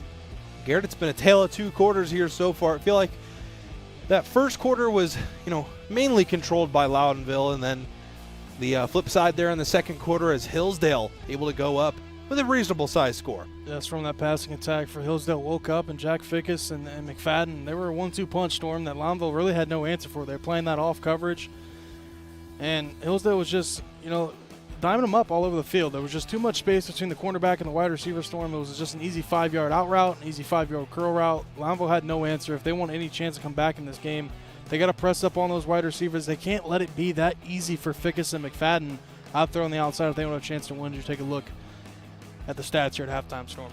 So 11 first downs for the Falcons, and then 112 passing yards, 67 rushing yards with 179 total yards, a turnover, 3 penalties for 30 yards for Loudonville. 7 first downs, 67 passing yards, 49 rushing yards with 116 total yards, 1 turnover, 2 penalties for 20 yards. That's pretty surprising to me, actually, Garrett, to see the low number of total yards for Loudonville. I feel like they've been kind of, they haven't had trouble moving the ball. I think it's just kind of been stopping those chunk plays from Hillsdale. I think for Loudonville's offense, Storm, outside that first quarter, they really didn't get anything to go. They had the interception down here after Matt Sprang had a huge interception of his own against Hillsdale. But other than that first drive and the borderline of the second drive, Loudonville's offense has not been able to show up and really do anything against this Hillsdale defense. They've stuffed out the run from Matt Sprang.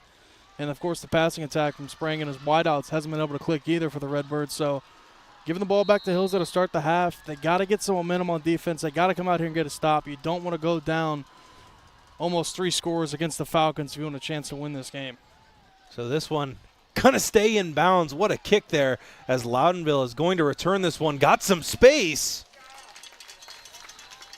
That was Brock Bauer on the return. That one looked a little scary for the Falcons.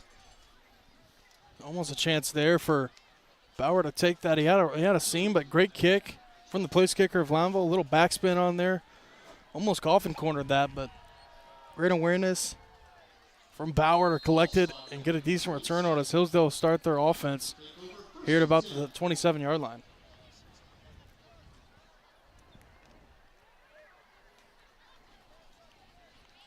So Hillsdale controlling all of the momentum going in to that halftime break. So we see Fickes with 2 backs. He hands this one off. Familiar name there in the first half is Jarvis. Bounces off a couple defenders for a first down. Great seam right there by the offensive line. Led Jarvis right through the hole, almost untouched. Great first down play and a great drive starter here for the Falcons.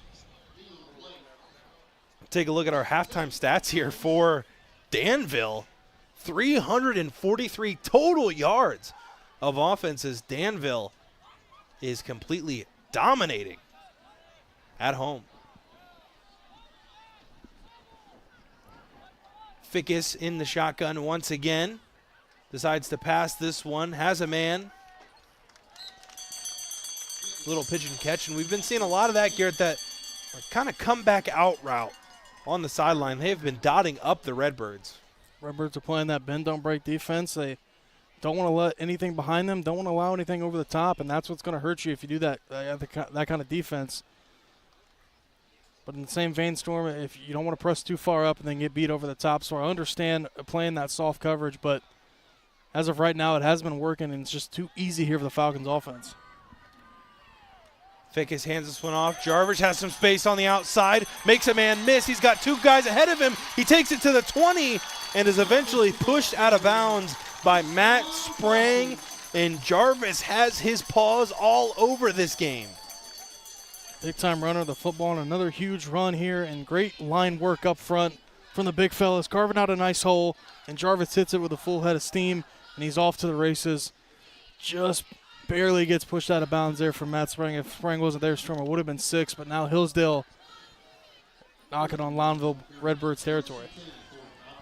So a shaky start here for the Loudonville defense. We'll see if they can recoup as the Hillsdale Falcons have a drive going. Fickes takes a snap, big surprise, hands it off to Jarvis, tries to bounce it outside. This time stopped maybe at the line of scrimmage. I think it'll end up being a loss of 1. Great play right there. Was getting dragged down too, but just stuck an arm out there, got the shoestring tackle on Jarvis and stopped a potential big play from happening. And now we'll put Hillsdale behind the initial line of scrimmage. And you can tell Jarvis, one of those dudes has been in the weight room. He's already got a couple of nasty stiff arms on his stat sheet.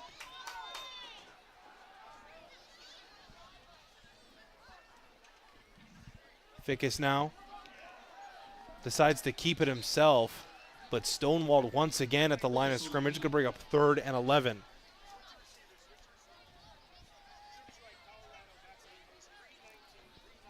Got us both. I thought Bo Moody had that football, Garrett. I also did up here running the camera, but I was curious why nobody was tackling him. I was like, must have got me up here up top. That's what's hard about running the camera, Storm, with the read option offense like this. You never know who's going to touch the football. And not only is it hard for me, Storm, but it's also hard on the defense. It's so many misdirections, a lot of movement up front. You know, the wide receivers are in motion, the running backs are in motion. There's a lot of misdirection, and that's why so far it's been working for the Falcons. Fickes looks to the opposite side, has a man open in the end zone. Off of the fingertips right there. Cam Beachy was right there, but out of halftime, Storm. What kind of candy did he have? In the halftime locker room, it looked like he had a little too many Butterfingers, man. I also like the popcorn reference because I think popcorn nowadays is maybe a little bit more popular. The buttery popcorn. I mean, would you prefer a Butterfinger or like a movie theater popcorn with butter? I mean, I think obviously the answer is what I just said. Well, we'll get to that after this play. Big shout out, though, to the Danville crew watching along at halftime. Looks like we're going to see an interesting play as Fickes takes the low snap, getting chased down by the Redbirds, heaves it up to the end zone, and it's caught! Jarvis somehow able to bring that one down. Fickes getting flushed out of the pocket after the low snap. Touchdown, Falcons! Beautiful pitch and catch. I'm not sure how Fickes even got this one to Jarvis, and what a versatile player Jarvis has been all night long. He's been able to run the football, and now he's shown he can catch the football on a beautiful wheel route. Nice little rub right there from the other receiver. And Fickes with a beautiful pass on the move, too, as Hillsdale now beginning to pull away here, Storm, to start things out here in the third quarter. Looking at that replay, there is no point where that play should have resulted in a touchdown. As the split of the upright makes it 21-3, we're going to take a quick break. We'll be right back after this. Are you ready for the comeback? 3, 2, 1, let's go! Fickes Furniture, celebrating 100 years in the furniture business, displaying all the latest styles by manufacturers such as Bassett, Flex Steel, Mohawk Flooring, Dutch Craft Bedding, and more. With free delivery setup and removal, make your next movie night comfortable with Fickes Furniture. Quality furniture at an affordable price. Visit our Jeromesville location or visit us online at fickesfurniture.com. Yeah, it's the comeback. Are you ready for the comeback? Hello and welcome back to Hillsdale High School. Storm Bluntschly joined by the illustrious Garret Parlett. As Garrett, here's a look at the play to go up 14-0. This kind of looked like the same exact play here as Fickes finds Jarvis. That one on an out route, but it seemed like it was the same play as Jarvis just ran an in route on the next play. I mean, nonetheless, Storm, they got it to Jarvis. So in a sense, it was pretty close to the exact same play, but I think both guys are making a case, Storm, if they're able to hold on for MVP, Jarvis and, of course, Fickes. But right there, Hillsdale trying to rake the ball out. They want the ball back. They want to try to go get some more points, but Loudonville able to hold on. And I think right now, Storm, if Loudonville don't get some points, this thing could get pretty ugly. I think so for sure. As neither of these offenses are really built to come back from behind. Both of these squads kind of run that trickery, heavy run set So it'll be interesting to see the play calling going forward with Loudonville looking at the wrong end of a deficit.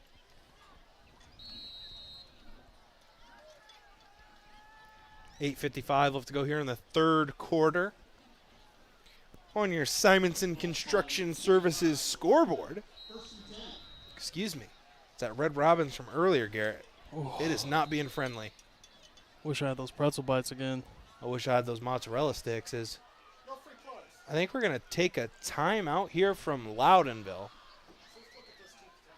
So let's look at these touchdowns, those last two touchdowns once again. For Loudonville, here we go.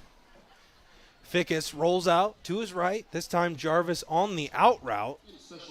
I mean, these ball storm have been put in a perfect spot for Jarvis to go up and get it. He hasn't had to do much.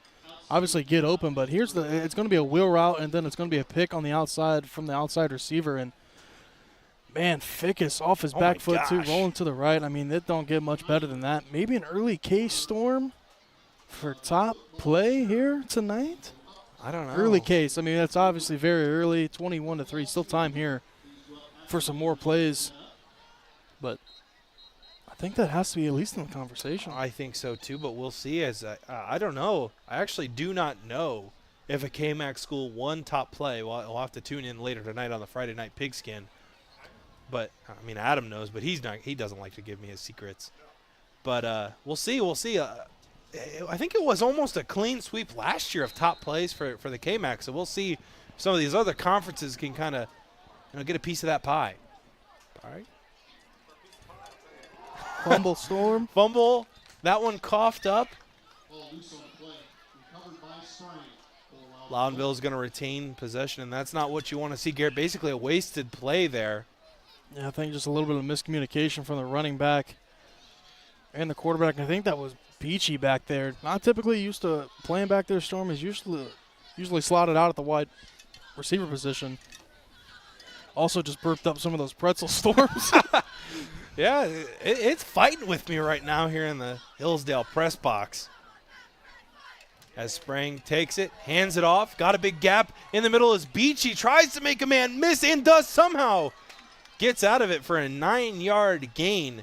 Great play there by Beachy to set up a 3rd and short. They obviously first down. They obviously want to get Beachy involved. Storm is one of their best athletes, one of their best skill players, and if you're not going to be able to get out to him, Storm, at the wide receiver position, put him in at running back. Just get the guy the ball, get it in his hands, and he made a big play right there. As Loudonville needed to get a big play right there, and they did, as it'll collect on a first down.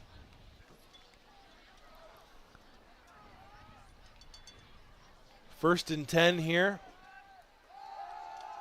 This one passed outside to Beachy on a little bit of a screen. A flag down on the field. I think that has to be holding. Has to be, yeah, where they threw it.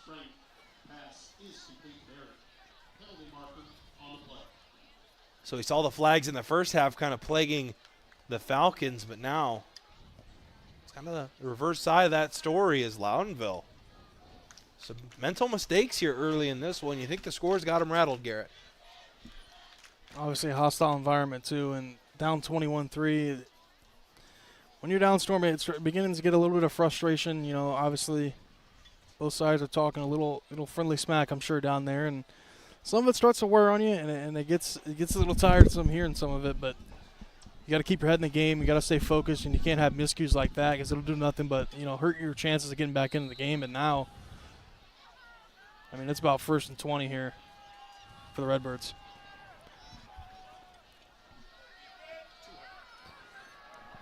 Want to give a quick shout out to all 200 of you watching on Facebook and YouTube as Sprang rolled out. A couple of Falcons on his heels. He throws that one away. Not intentional grounding. I thought it would be. I think their receiver was there in the area, Storm. Oh, I thought if it hit the ball, I thought if it hit the ground before the line of scrimmage, it was automatic.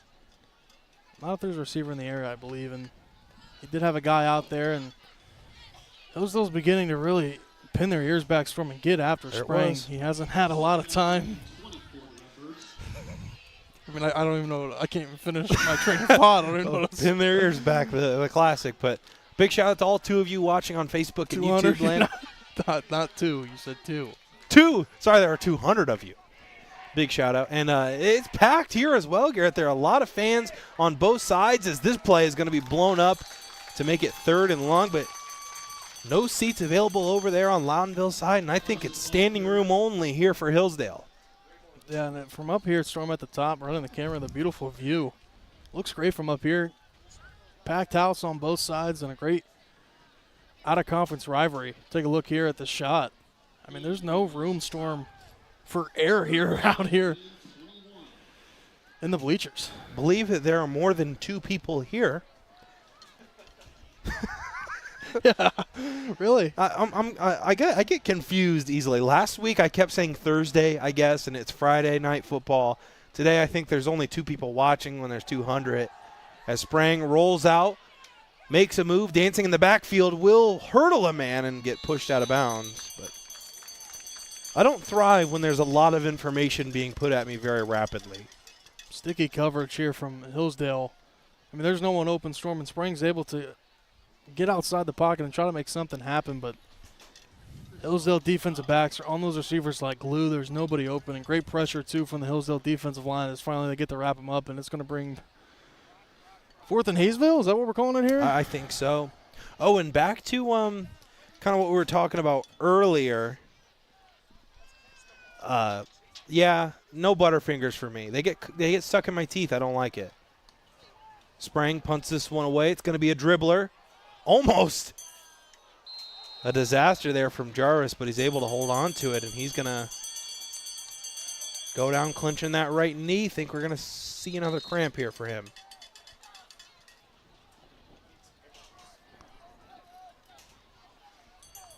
I don't know if it's true or not, Storm, but a lot of people do say, and a lot of colleges and professionals I've heard, they actually carry, I think it's what, pickle juice and mustard? You took the words right out of our director Adam Thompson's mouth. He just said it, yeah. Yeah, the mustard, that budget smelling salt, right? That's how they use it, right? They don't make you drink it.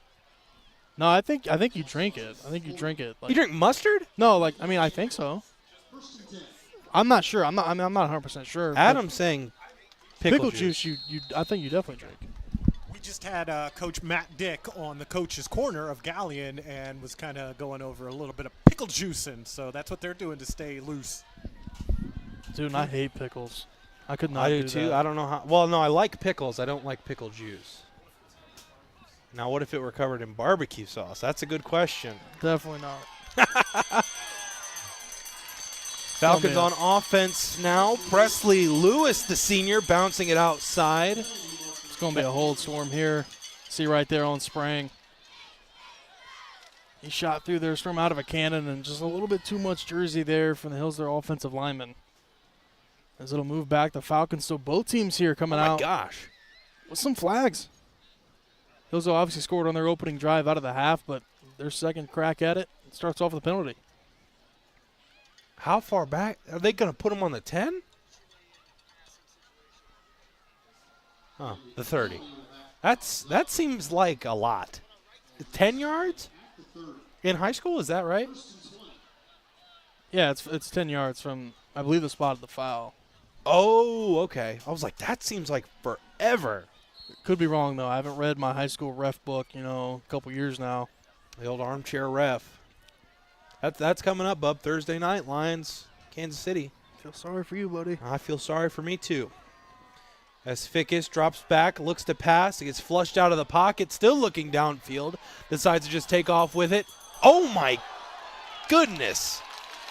That's going to be a flag. Good thing to see Fickes pop back up as that was a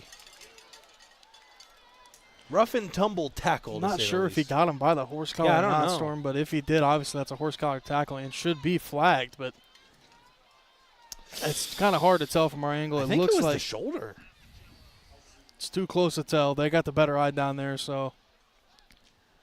We're going to get an OH Report super zoom here in a second, so we'll be able to check it out, but they are going to call that penalty on the Redbirds.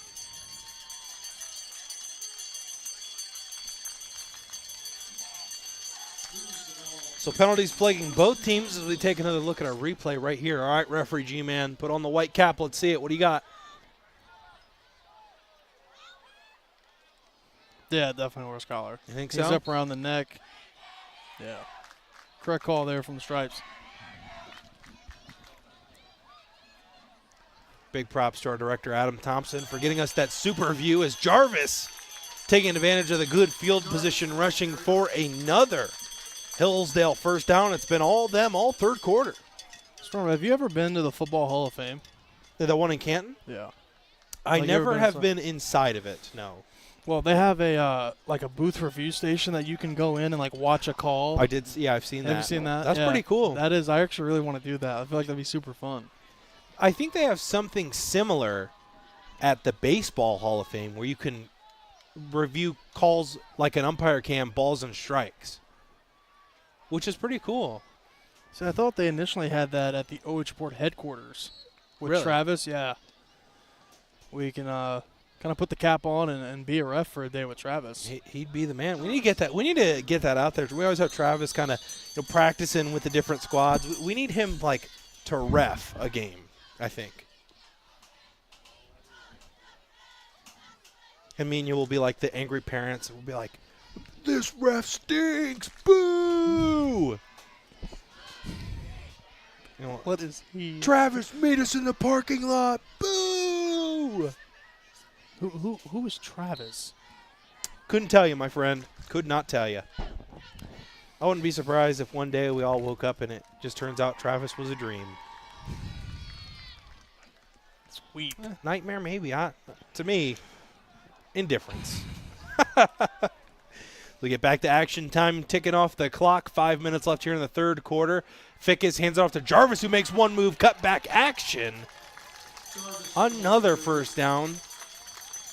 He's collecting first downs like Pokemon cards.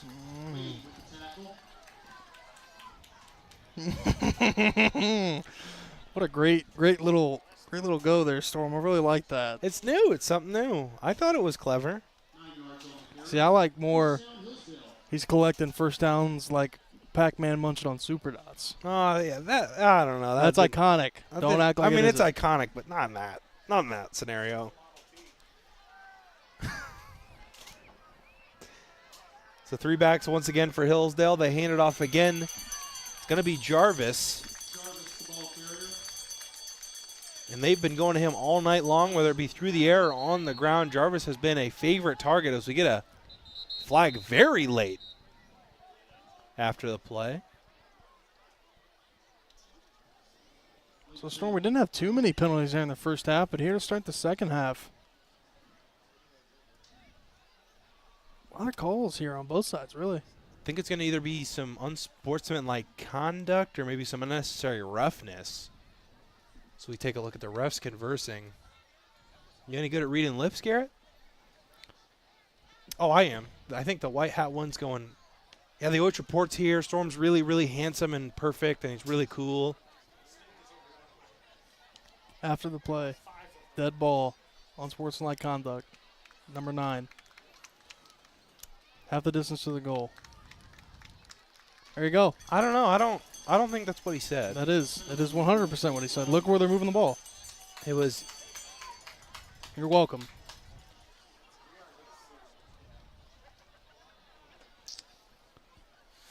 Well, thank you, Garrett. Man of many caps yourself. You are here at the OH Report. As Hillsdale set up in wonderful territory. Jack Fickes in the shotgun. Hands it off to guess who? Jarvis. And another penalty marker on the field, Garrett. The refs, they got that itchy finger. They want to get rid of those flags. Must be laundry day, Storm. I don't need some FC 150 to clean up those flags. Hillsdale's almost capitalized, Storm. About hit this foam zone. Holding on Hillsdale. So, penalty on the Redbirds, a previous play, Storm. I think it's right there on.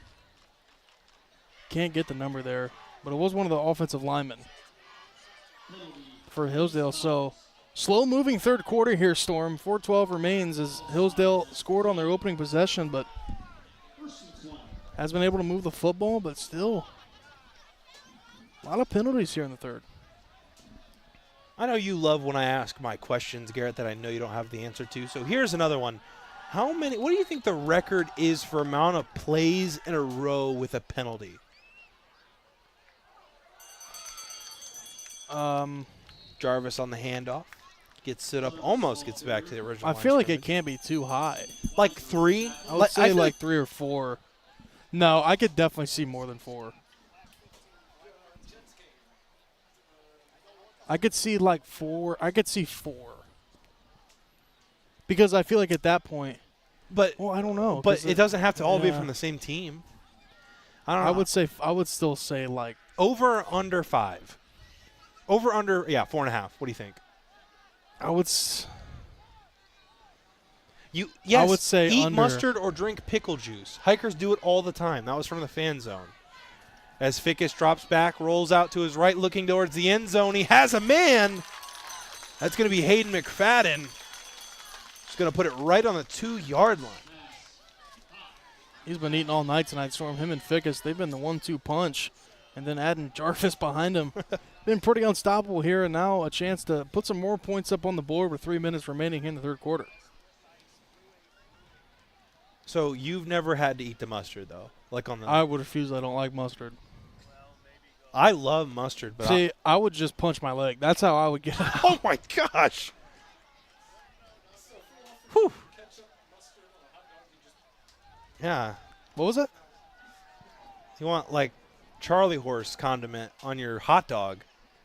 As Jarvis takes the handoff from Fickes, he'll get nowheres. It's going to bring up 4th down.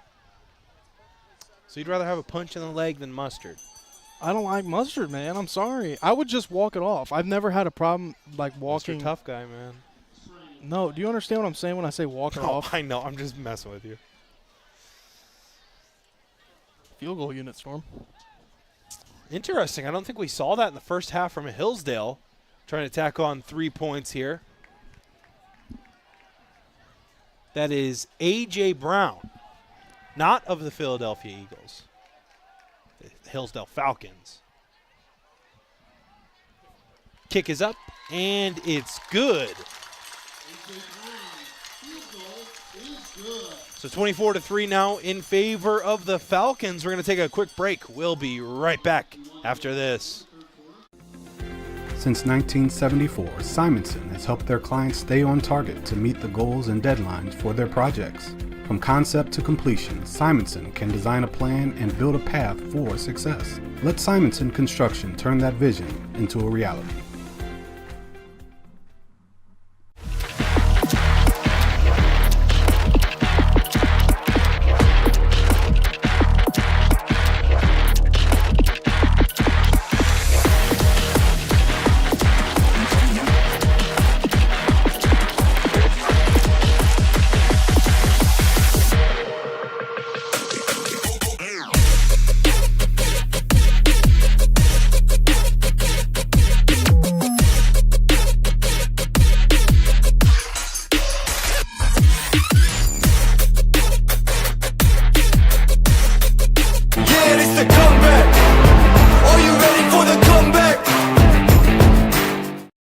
Hello and welcome back to Hillsdale High School. Storm Bluntschly joined by the illustrious Garret Parlett. And Garrett, the third quarter's been all Hillsdale here with $1:51 left to go. Crazy to think, too, the Loudonville came out here and scored first, and we thought that maybe the Birds are going to come in here and shock the Falcons, but so far tonight, I think he might have stepped out of bounds there, Storm. Referee was down there, had a much better view than me, but take a look at it. Maybe I'm just. Am I playing tricks on you? Maybe. I thought he was. Oh, no. He was close. He's inbounds, I think. There's a sliver of green. Let's see if the Redbirds can get something going, Storm.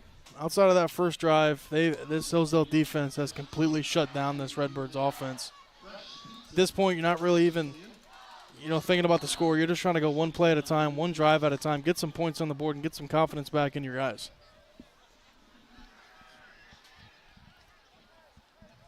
So the Redbirds offense takes the field now. Sprang with three receivers to his left, one to his right. Takes the snap, fakes the screen. Takes off with his legs. Gets about 5. And Garrett, how much can you rely on that? You know, the run offense being down this much, or this many points, excuse me, with this amount of time left. Well, it's tough to just get away from one thing and just become completely one-dimensional, because you can't do that. You can't just come and be a complete passing offense, because then Hillsdale's going to, you know, just pin their ears back and get off the quarterback and glue to these receivers. You have to be able to mix in the run and pass, and I know it's kind of tough to do being down this amount, but you can't become one-dimensional, because then it makes it way too easy for Hillsdale. Sprang spins, rolls to his left. That one deflected, and that play just is not working for him, Garrett. Sprang has not been able to get off a good-looking pass from that side thrown across his body. Yeah, Storm, it's that little play-action pass and then spin, and you see the deflection there. Now brings up a 3rd down here, and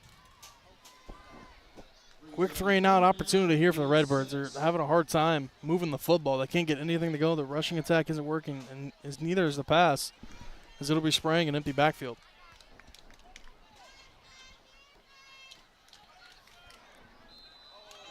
Third down, and that's going to be a false start.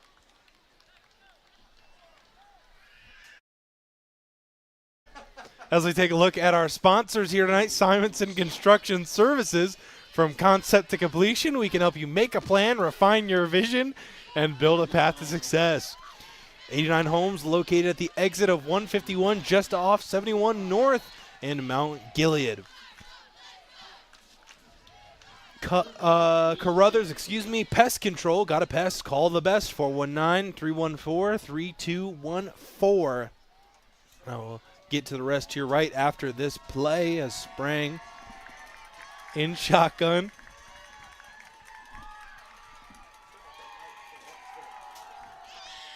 Sprang jukes a man looking through his options, trying to take off with his feet, throws it downfield, has a man. That one almost picked off and caught, as that's Dakota Berry. I don't think there was anybody back there, Storm, after Berry. If he was able to haul this in, this could have been 6 for the Redbirds. Sprang gets it right over top of Jarvis, the defender, and now brings up a 4th down. Berry would have walked in, Storm, for a touchdown, and Jarvis, once again, looks like he's hurt over here, Storm.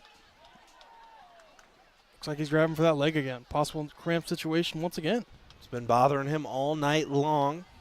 So there's a break in the action. We'll keep going with our sponsors here. Fickes Furniture. Fickes Furniture is a 4th-generation business in Jeromesville, celebrating its 100th year in the furniture business, selling brands such as Bassett, Flex Steel, Smith Brothers of Bern, Mohawk Flooring, and Dutch Craft Bedding. They offer free delivery and removal of old furniture. This month is their Smith Brothers of Bern sale, offering an additional 10% off special orders and 20% off in stock. Fickes Furniture, quality furniture at an affordable price.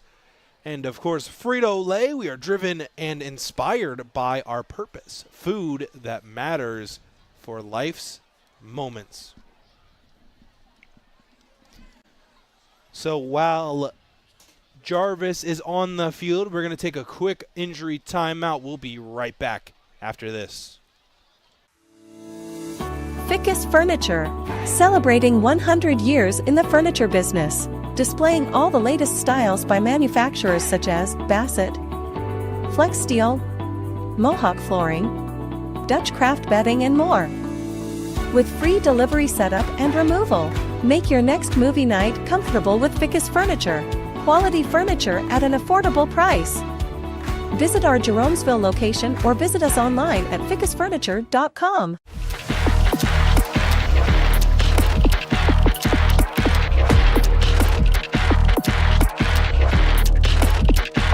Yeah, it's the comeback. Are you ready for the comeback? So welcome back to Hillsdale High School. Storm Bluntschly joined by the illustrious Garret Parlett, as that's going to be a punt, and Jarvis able to walk off the field on his own power. That's a good sign, as always. That punt is going to set up some decent field position for the Falcons, who I'm sure are looking to milk as much clock as they can here at this point. is where that offensive line is key, Storm, to churn that butter, baby. Milk this clock out and try to get out here with a win. 39 seconds remain here in the third quarter. Still a chance for Loudonville to get back in this game, Storm, but so far here tonight, their offense has been, pretty much, other than the first drive, it's completely disappeared. So I'm sure there's only going to be one, maybe two more plays here in this third quarter. Fickes hands it off. That one stopped at the line of scrimmage. Coming up here in just a moment is money time, and it's time for you, the fans, to clock in. Comment who's tonight's MVP should be, and we'll weigh that into our decision making. It's going to be a tough one here tonight, Garrett. I feel like there are a lot of hats in this ring. Of course, Jarvis, Fickes, and even a couple of his other receivers. It's going to be an interesting pick as we're going to take a break here at the end of the third quarter. Like I said, money time coming up next, 24-3. Your score. Will be right back after this.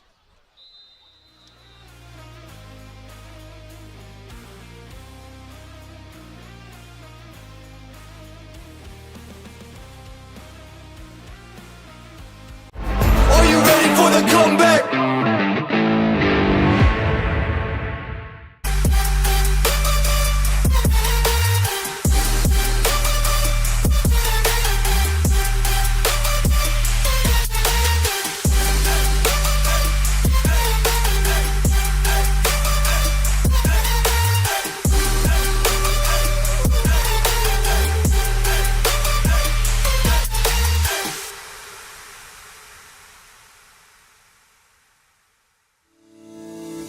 Fickes Furniture, celebrating 100 years in the furniture business, displaying all the latest styles by manufacturers such as Bassett, Flex Steel, Mohawk Flooring, Dutch Craft Bedding, and more. With free delivery setup and removal, make your next movie night comfortable with Fickes Furniture. Quality furniture at an affordable price. Visit our Jeromesville location or visit us online at fickesfurniture.com.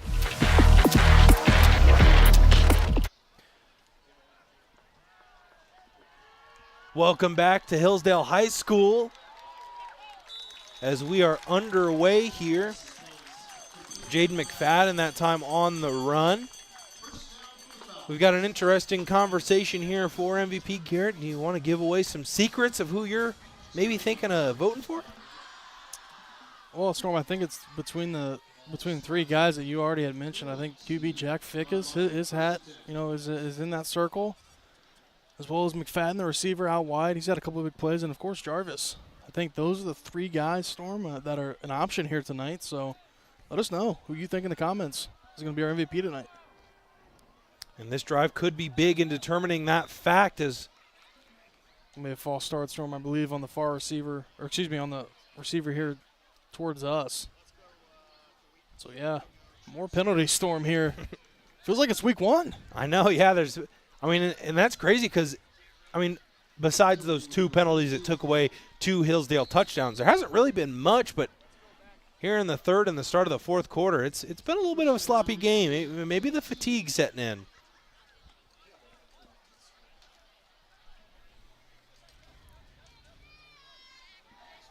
So a first and long here.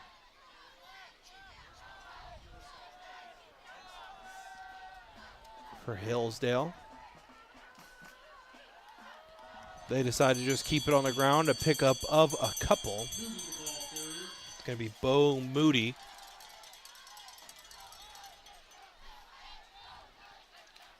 What is your pick, Storm? You got one? You're not going to voice it? I don't reveal my secrets. Of course, I'm always going to, vote for myself. Put in a lot of hard work today. It's been a long day for Old Storm. We were in Columbus, then back in Mansfield, now here at Hillsdale. I'm going to put my name out there if anybody. Nope. No votes.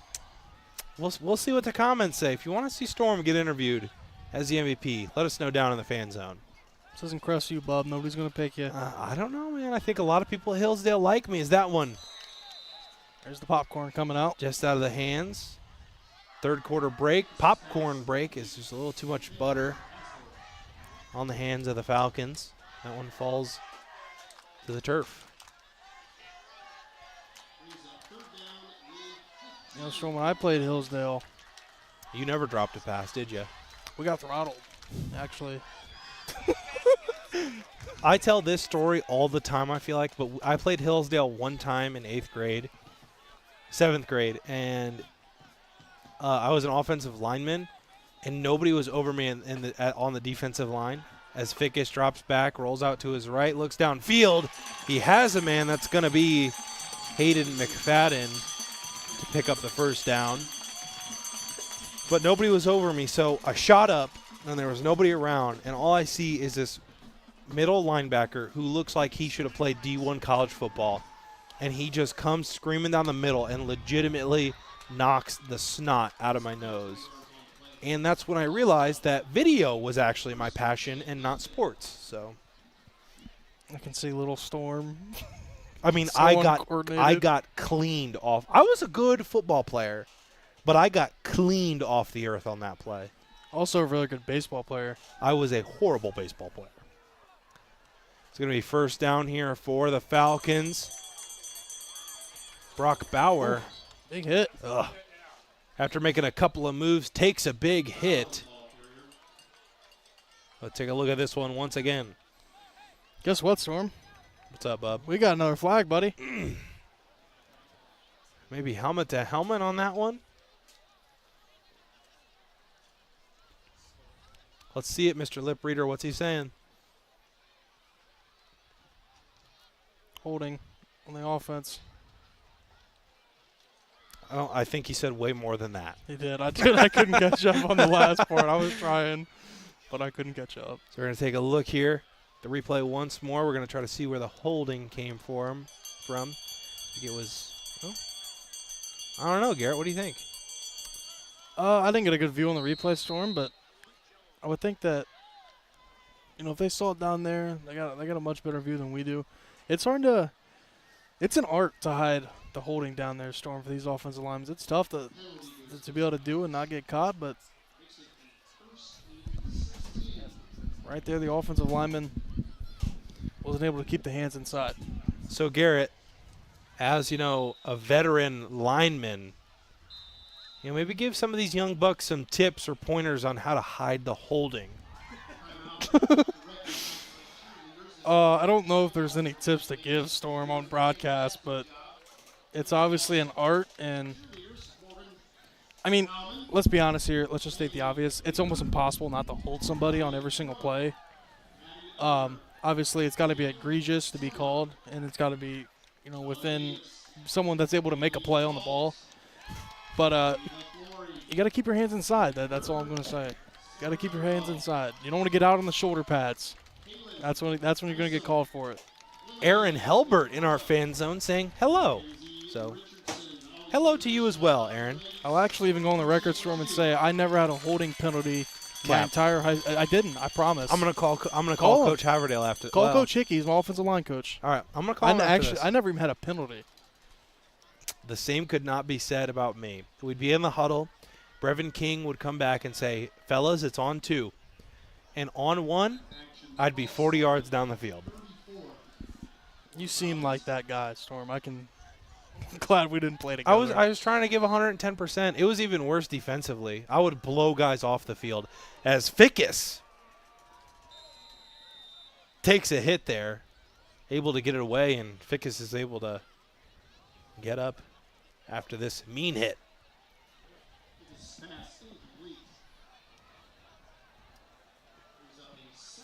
Kelly Huntsberger, woohoo! Thank you, Kelly. I appreciate that.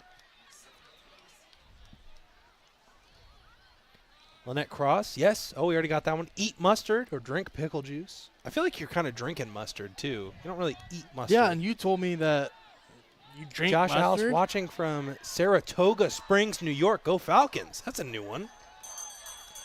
No, I mean, I would drink, I don't know. I think I would rather drink mustard than drink pickle juice. I'd rather drink pickle juice. Just plug the nose and chug. K-Mac Plus, let's go Redbirds. When you said that, I legitimately thought you said Travis. No. And I was like, isn't he at a game? There's Aaron again. Hello, Aaron. So 3rd and 13 here, Storm, for the Falcons. It's been kind of a wacky drive here. A lot of penalties and a lot of passing attempts here for the Falcons. But 3rd and 13, see if they like to keep it on the ground or go to the air. Fickes takes the snap, rolls out to his right, getting chased down, lets it go, has a man. That's going to be McFadden, who's going to scamper in for the score. Another boot right play, works to perfection for the Falcons. Touchdown. This trio, Storm, of McFadden, Jarvis, and Fickes, has been on fire here tonight, especially in the 2nd, 3rd, and 4th quarter. They've been absolute dynamite, Storm. Another touchdown pass from Fickes, this time to McFadden, which is his 2nd. Gorgeous chef's kiss on that play as it was executed to perfection. And we talked a lot about the Hillsdale running game, Garrett, being effective, but coming out in this one, guns a-blazing as that one squeaks over the bottom crossbar and in.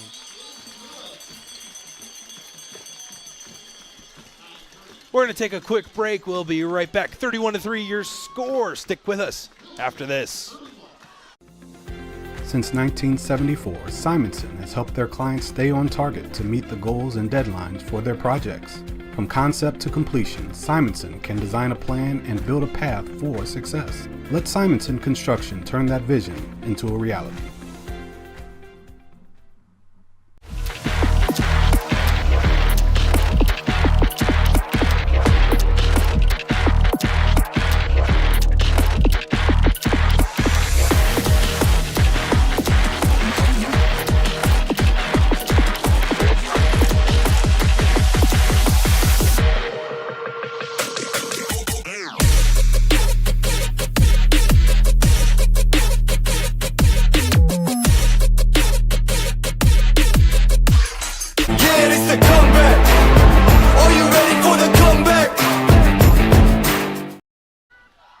Welcome back to Hillsdale High School. Storm Bluntschly joined by the illustrious Garret Parlett. And Garrett, the Falcons have dominated here in this one, at least in the second half, as the score now sits at 31-3 in favor of the home field flock.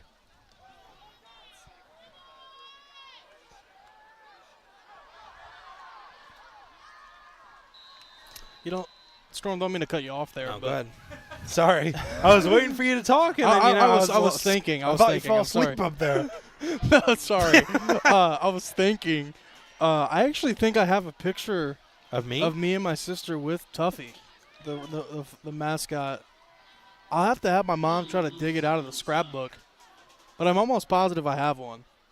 We can bring it up on the pigskin or something. But I'm almost. I mean, you probably don't care, but I was just. No, I think it's cool. I'm just saying for those Louisville fans out there, they just threw a interception. 5 seconds left to go in the half, which is great. Good for them. 9:21 left to go here in the 4th quarter. Loudonville on offense after a decent return by them as they hand it off.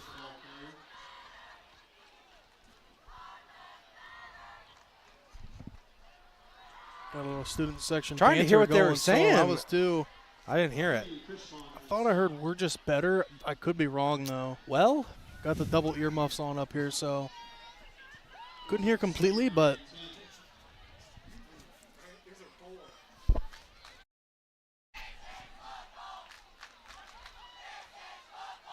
So here we go. I'm waiting for the scoreboard, Garrett. That's my favorite one. Is this one just a little bit underthrown? I think that sorry, Storm, to cut you off once again. No, go ahead. But they're going back and forth. I think that Loudonville might have said we beat you in basketball possibly, and I just heard a "this is football" chant.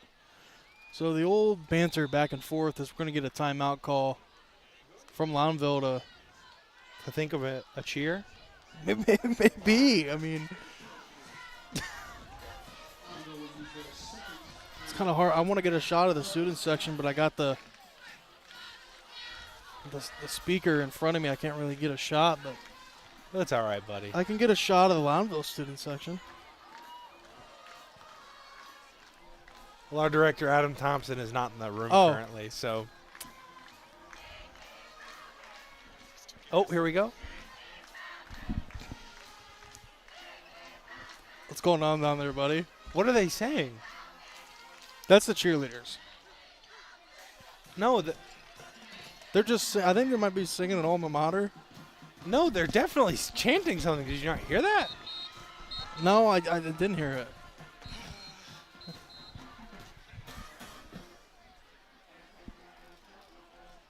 Well, regardless, life goes on here at Hillsdale. Loudonville on offense. Sprang drops back. That one tipped to the line of scrimmage, but somehow caught. But all is in vain as there is no gain on that play. There it is, Garrett. Just one time. Hit the scoreboard, did this? They hit the scoreboard just a single time. It's always hard to come back from that one. What are you supposed to say? Nothing. I think scoreboard is the one. I think after that you're just done. There's not much to argue about. It's kind of like Klay Thompson when he he points to the 4 rings. Yeah. What are you supposed to say after that? He's down 50 points. That time, Sprang flushed out of bounds. I don't know if you can see this. I'm sure you can from up there, Garrett, but check out the moon. I literally was going to get that, Storm. Blood moon over there. Ooh. That's you have a great eye for those things, man. Look at this the scary UFO light blinking. Did you hear about the blue moon? Did you get to see it at all? Well, I do enjoy beverages every now and again. Well, you know what I meant. No, I actually do not. Oh, well, I guess there was like a blue moon yesterday. And I missed it. I didn't see it. I couldn't see it, so I was kind of disappointed. But well, we have an orange moon or red. Let us know in the comments, orange or red moon. I believe some people call that a blood moon, and I think that means some great seas tomorrow for all the commercial fishermen out there. So, is that actually a true statement? It's superstition, but I think that that's accurate. Remember when I was a little kid, I would always be so scared of the blood moon, of the orange moon, because I thought it was Armageddon, and all I could think of was I'm Armageddon out of here. So, yeah, I was not a fan at all. I could never really sleep. Had to go tell my mom goodbye because I thought that was going to be it, but I'm still here.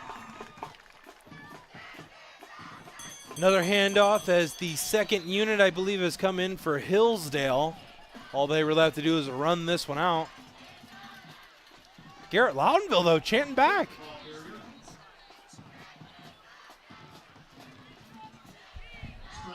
Hold on, Storm. I want to try to listen to it. Oh, right as soon as he took his headset off.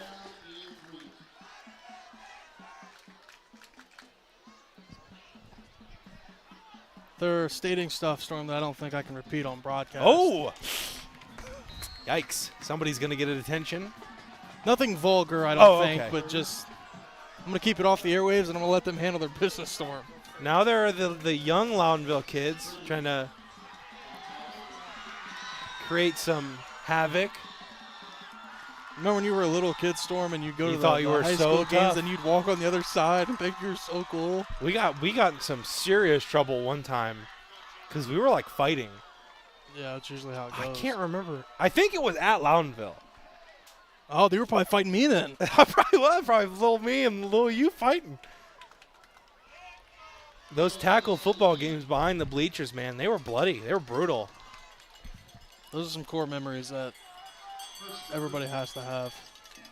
I do too. Even before this, we were kind of scouting out where the best place to play football off the field would be. You know, we saw a couple jackpot games going on.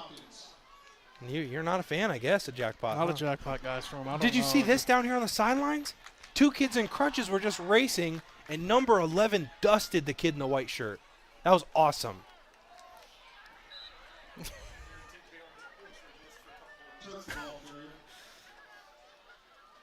I feel bad for everybody who missed that. Coaches giving them an earful. Quit racing on your crutches. As be sure not to miss the OH Report Friday Night Pigskin. Yours truly will be on. Fingers crossed. Premiering at 11:30. We did a pretty good job last week of getting on at around that time, so hopefully sometime close. If you want to hear your favorite OH reporters chop things up. That play is going to fall incomplete. Going to bring up 3rd and 10.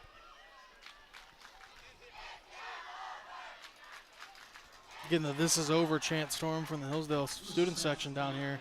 What is Loudonville saying?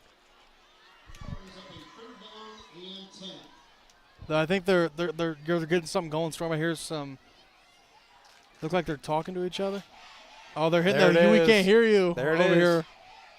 I can't hear him either. So, see if we get a response from the Redbirds and a little bobble snap here from Hillsdale. Oh, they're saying, "Where's your mascot?" Because the Redbirds have a mascot. Boo! I'm giving that one 2 thumbs down. Boo! No, I like Tuffy. I like that one. That one's cool. That one's different. Garrett, I thought Hillsdale did have a mascot though. I swore I seen one. I mean, it's a falcon. Put me on. I got a great one. Caw-caw, caw-caw. I mean, make me the falcon. Oh, the can't hear losers. That's a new one. Ouch. That one hurt. That poor construction Redbird over there. I feel bad for Tuffy. I feel bad for Tuffy, too. It's going to be a timeout on 4th down. He looks defeated. He's trying to.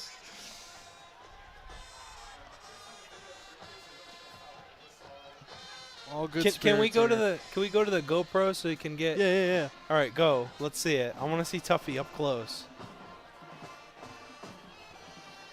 You got him? Yeah, I got him. Oh, did you see that? He's got a headband holding his little feathers up. Oh, there we go. Oh, nice one, Tuffy. Nice move. Now he's done. So we found this online. I think Tuffy and the Falcon, I think that they're like related in some way. They look very similar. Oh, yeah, I forgot. Yeah, they are both birds. They're both in the same, yeah. What is that? KPCO FGS, Kingdom, Phylum, Class, Order, Family, Genus, Species. They're in the same kingdom, I think. Or phylum, I can't remember. It's been a long time. KPCO FGS. It's been a long time since biology class. It's going to be a turnover on down, Phylums, so plants? Oh, no. Loudonville's going to get the ball back, Storm, but obviously barring a miracle. There we go. It's been a while for that one. Should walk out of here with a win. I feel like I haven't talked about football in 20 Yep. minutes-ish. Garrett, I got a proposed trivia question. What is the timer person? What do you think it would have to be, like, time-wise 100-yard dash to, like, make this a little interesting again? As we hear the start the buses. What do you mean? Like, how fast would they have to get into the end zone? They'd have to score immediately. How long do you think, how many seconds do you think it would take for them to get in the end zone if they did it as fast as possible? Well, usually 40-yard dash for like a pro is like 4.5, 5 seconds. So I would say like 8, 9, 10. Possible. So here's the interesting thing. I mean, that is if they hit like a run up the middle, untouched, or a pass on the outside. Yeah, we were just trying to see the math. But I would say like 10, around 10. I want to throw it back down to the sideline because that crutches race I was talking about, it was all orchestrated by a great mastermind, number 6 for the tiny Falcons down there. You see him? He's like, come on, guys, get up and race again. No, I don't. I see him down there. You see him talking. He's like, you guys, come on. You barely even race. Come on, let's do it again.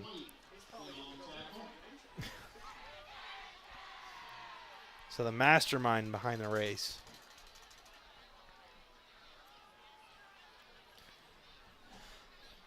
So that rush be enough for a first down. 3:08 left to play here in the fourth quarter.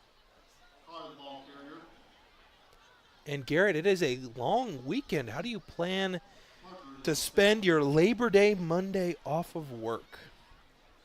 I'm not sure, Storm. Probably going to have a family cookout or some sort or Cool. something like that. So indulge in some good food. Chris is some making the family, bratwurst. Some friends. I'm sure he's going to throw down something. You know, he's not going a day without eating that. So. Yeah. Oh, Monday. Maybe we'll be on the OH Report podcast, Garrett. You never know. I'm actually busy on Monday. So I'm also busy on Monday, so. But make sure you tune into the Monday night podcast on the OH Report. What time? Late night edition. It's transitioning to late night as it will be starting at 7 p.m.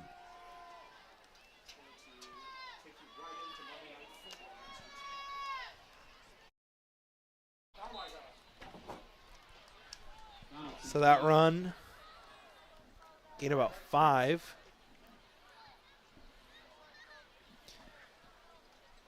Two minutes left here in the fourth quarter. This one all but over, and Hillsdale in dominating fashion is going to walk 3-0 Storm. out of the, you're 3-0. Sorry, I was listening.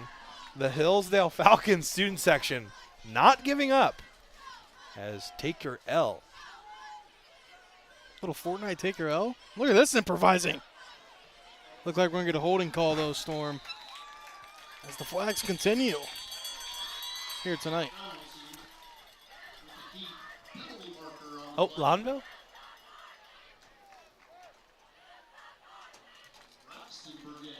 I can't hear him. Can't either. I'm about the Loudonville student section. We can't hear you. Nah. Great student sections here tonight. Great activity. It was a great night of football here. A lot of fans. A lot of me, which always makes it a great night. Great complex. I'm pretty impressed with this. I am This is too. nice. As we see number 6 now, the little number 6 on the sideline racing himself. You even watching the game or you just watching the sideline? I'm watching the game.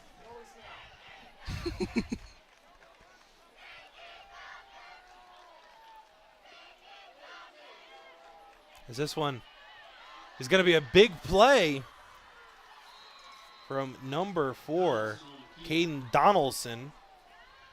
Cuts up field for a big gain, setting up Loudonville on the opposing side of the field. Made some plays here, Storm, since coming in and trying to get this Redbird offense to continue to play, even though score may be out of reach. He's had some big plays here, especially with his feet. For sure, Garrett is first down here for Loudonville. They elect to run it once again and kind of dicing up this Hillsdale defense here late.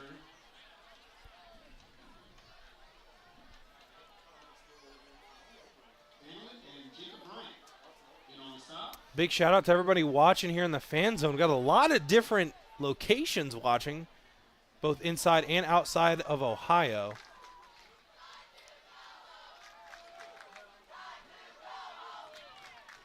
Pass here for the Redbirds will be completed. Well, with 20 seconds left, I think that's going to do it here from Hillsdale High School as your final. Looks like, well, they got to stop the clock for the chain conversion, but Loudonville's still not giving up.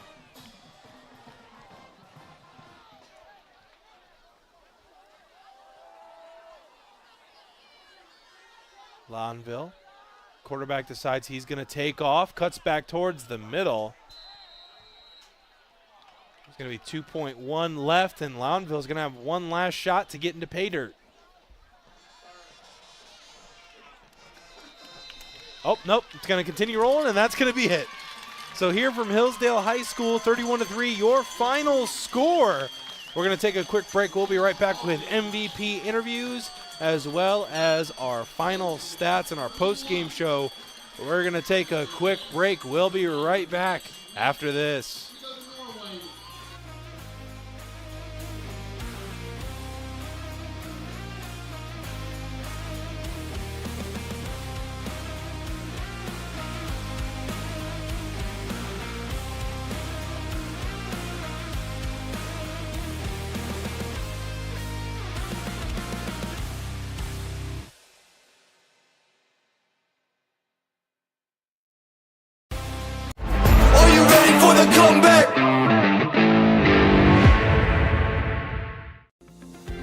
Since 1974, Simonson has helped their clients stay on target to meet the goals and deadlines for their projects. From concept to completion, Simonson can design a plan and build a path for success. Let Simonson Construction turn that vision into a reality. Take a look at all the action from Friday Night Football right here in North Central Ohio with great analysis, highlights, coach interviews, and so much more every single Friday night right here on the OH Report.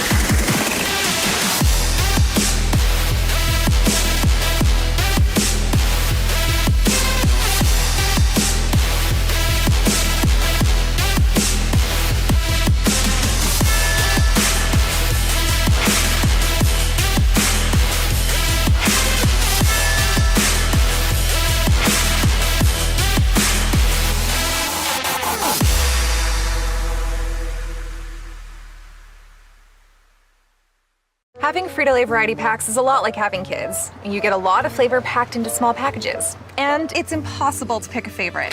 Whoa! Yeah, definitely impossible to pick a favorite. Frito Lay variety packs, packed with possibilities.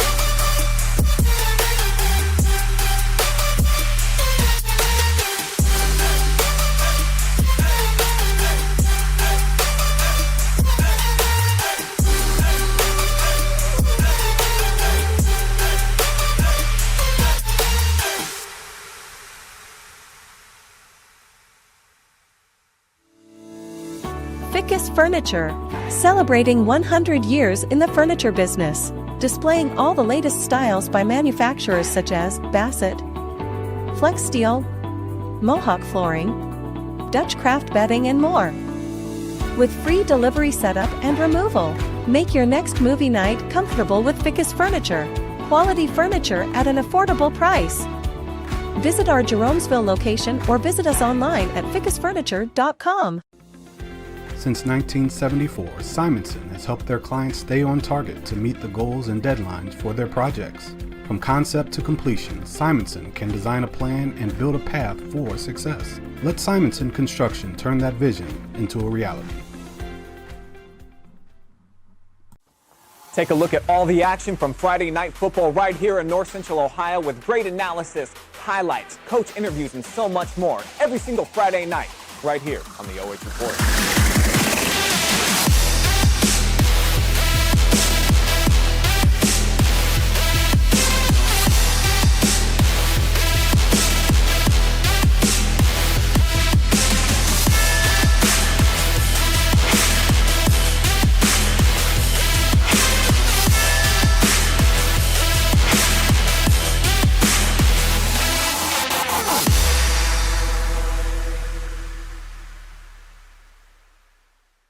Having Frito Lay variety packs is a lot like having kids. You get a lot of flavor packed into small packages, and it's impossible to pick a favorite.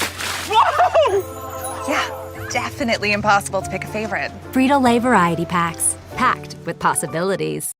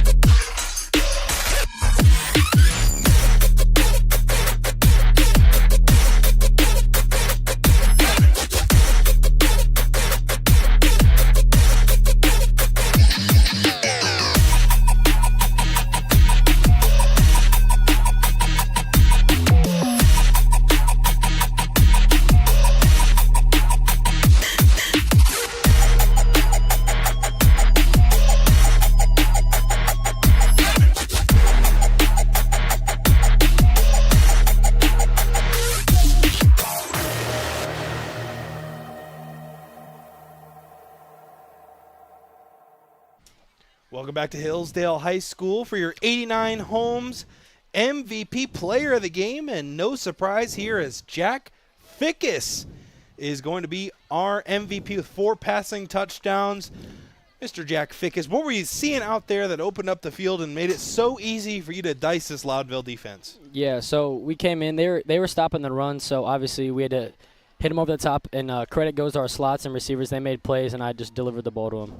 Your favorite target tonight was definitely Braylon Jarvis. Were you kind of looking for him specifically, or was that just the route that was there? I mean, I trust 22 a lot. I mean, he's a great player. He's our leader, and he's our vocal leader, and we look to him in big situations. 3-0 here for the Falcons, getting it done at home. What does it feel like to have a perfect start to the season? Yeah, I mean, we're 3-0, but we're not satisfied. We got a good opponent next week at Norway, and we're just going to look out there and play our ball and try to go 4-0. It was a heavy run offense for the first couple of games. Now it kind of switches up. You took a lot of the load offensively this game. Was it kind of a defensive thing you saw with Loudonville, or what was the game planning for them here tonight? Yeah, so obviously in football we got to be a dual threat, and obviously they stopped the run, so we had to make some plays over the top. And just credit goes out to our offense line for giving me time, and then obviously the slots and receivers making the great plays. All righty, thank you very much. Once again, your MVP, Jack Fickes. One last question. Any shout-outs you want to give to anybody from Falcons country? I mean, shout out to Falcon Faithful. There's a ton of people here giving us support, and we love the community. And let's keep on rolling. Thank you very much. Your 89 Homes MVP, Jack Fickes, with 4 passing touchdowns. Thank you very much, man. Go out and enjoy this one. Yep, go Falcons. Are you ready for the comeback?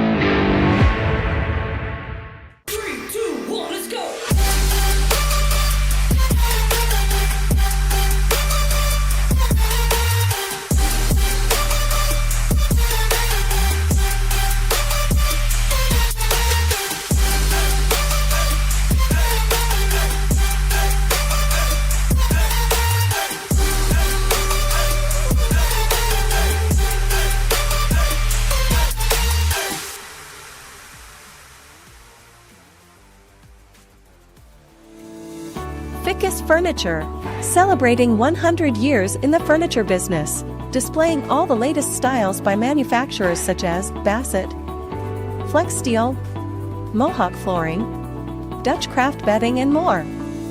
With free delivery setup and removal, make your next movie night comfortable with Fickes Furniture. Quality furniture at an affordable price.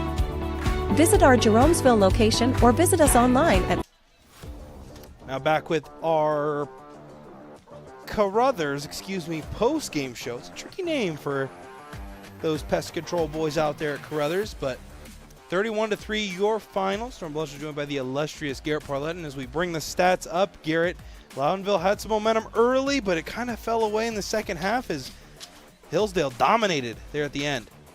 Yes, from this game really was over after that third quarter. Hillsdale had all the answers for the Loudonville Redbirds offense after that first drive. They went down and got 3 Storm, and I thought maybe the Redbirds were going to come out here with some intensity and kind of punch the Falcons in the mouth, but they weren't able to do so as Hillsdale rebounded in that second half as well in that second quarter and really pulled away and picked up another big win for them as they moved to 3-0. And just to highlight, a stat I would like to highlight is the passing yards for Hillsdale. We talked a lot about their run game coming into this one, but throwing all over the Loudonville defense, thanks, of course, in big part to Jack Fickes as well as his partner in crime, Braylon Jarvis. So a great performance by those two.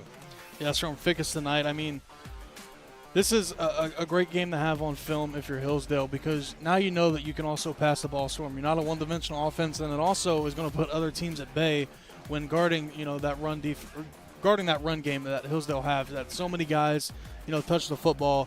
Jarvis gets it. Moody gets it. Of course, the quarterback gets it. There's so many guys in this offense for Hillsdale that can make a big play, a big splash play happen. And when you can get the passing game involved, I mean, McFadden was dynamite tonight. He also deserves some MVP votes as well. So did Fickes and so did Jarvis. They all played well, Storm. There's so many guys on this offense for Hillsdale that can make it happen. And so far this season, they've done it. And that's why they're 3-0 heading into conference play. And that's going to do it here from Hillsdale High School, 31-3. Your final up next for Loudonville. They kick off conference play versus Mount Gilead. And for Hillsdale in their conference, they'll take on Norwayne. But before that, we still got a lot of OH report left as we have the Friday night pigskin show here tonight. Fingers crossed at 11:30. But I think from Hillsdale, that's going to do it. Storm Bluntschly, of course, your play-by-play, as well as the illustrious Garret Parlett helping me out with the golden vocal cords. on the color commentary, as well as the camera operating. Adam Thompson, of course, thank you very much for directing. I want to thank all of the sponsors for making us able to provide this coverage live and free to all the fans watching at home. Simonson Construction, 89 Homes, Carothers Pest Control, Fickes Furniture, as well as Frito Lay. And, of course, I want to thank you, the fans, for watching at home. It's been a fun one here in week number 3. Make sure to catch out the pigskin coming at you later tonight.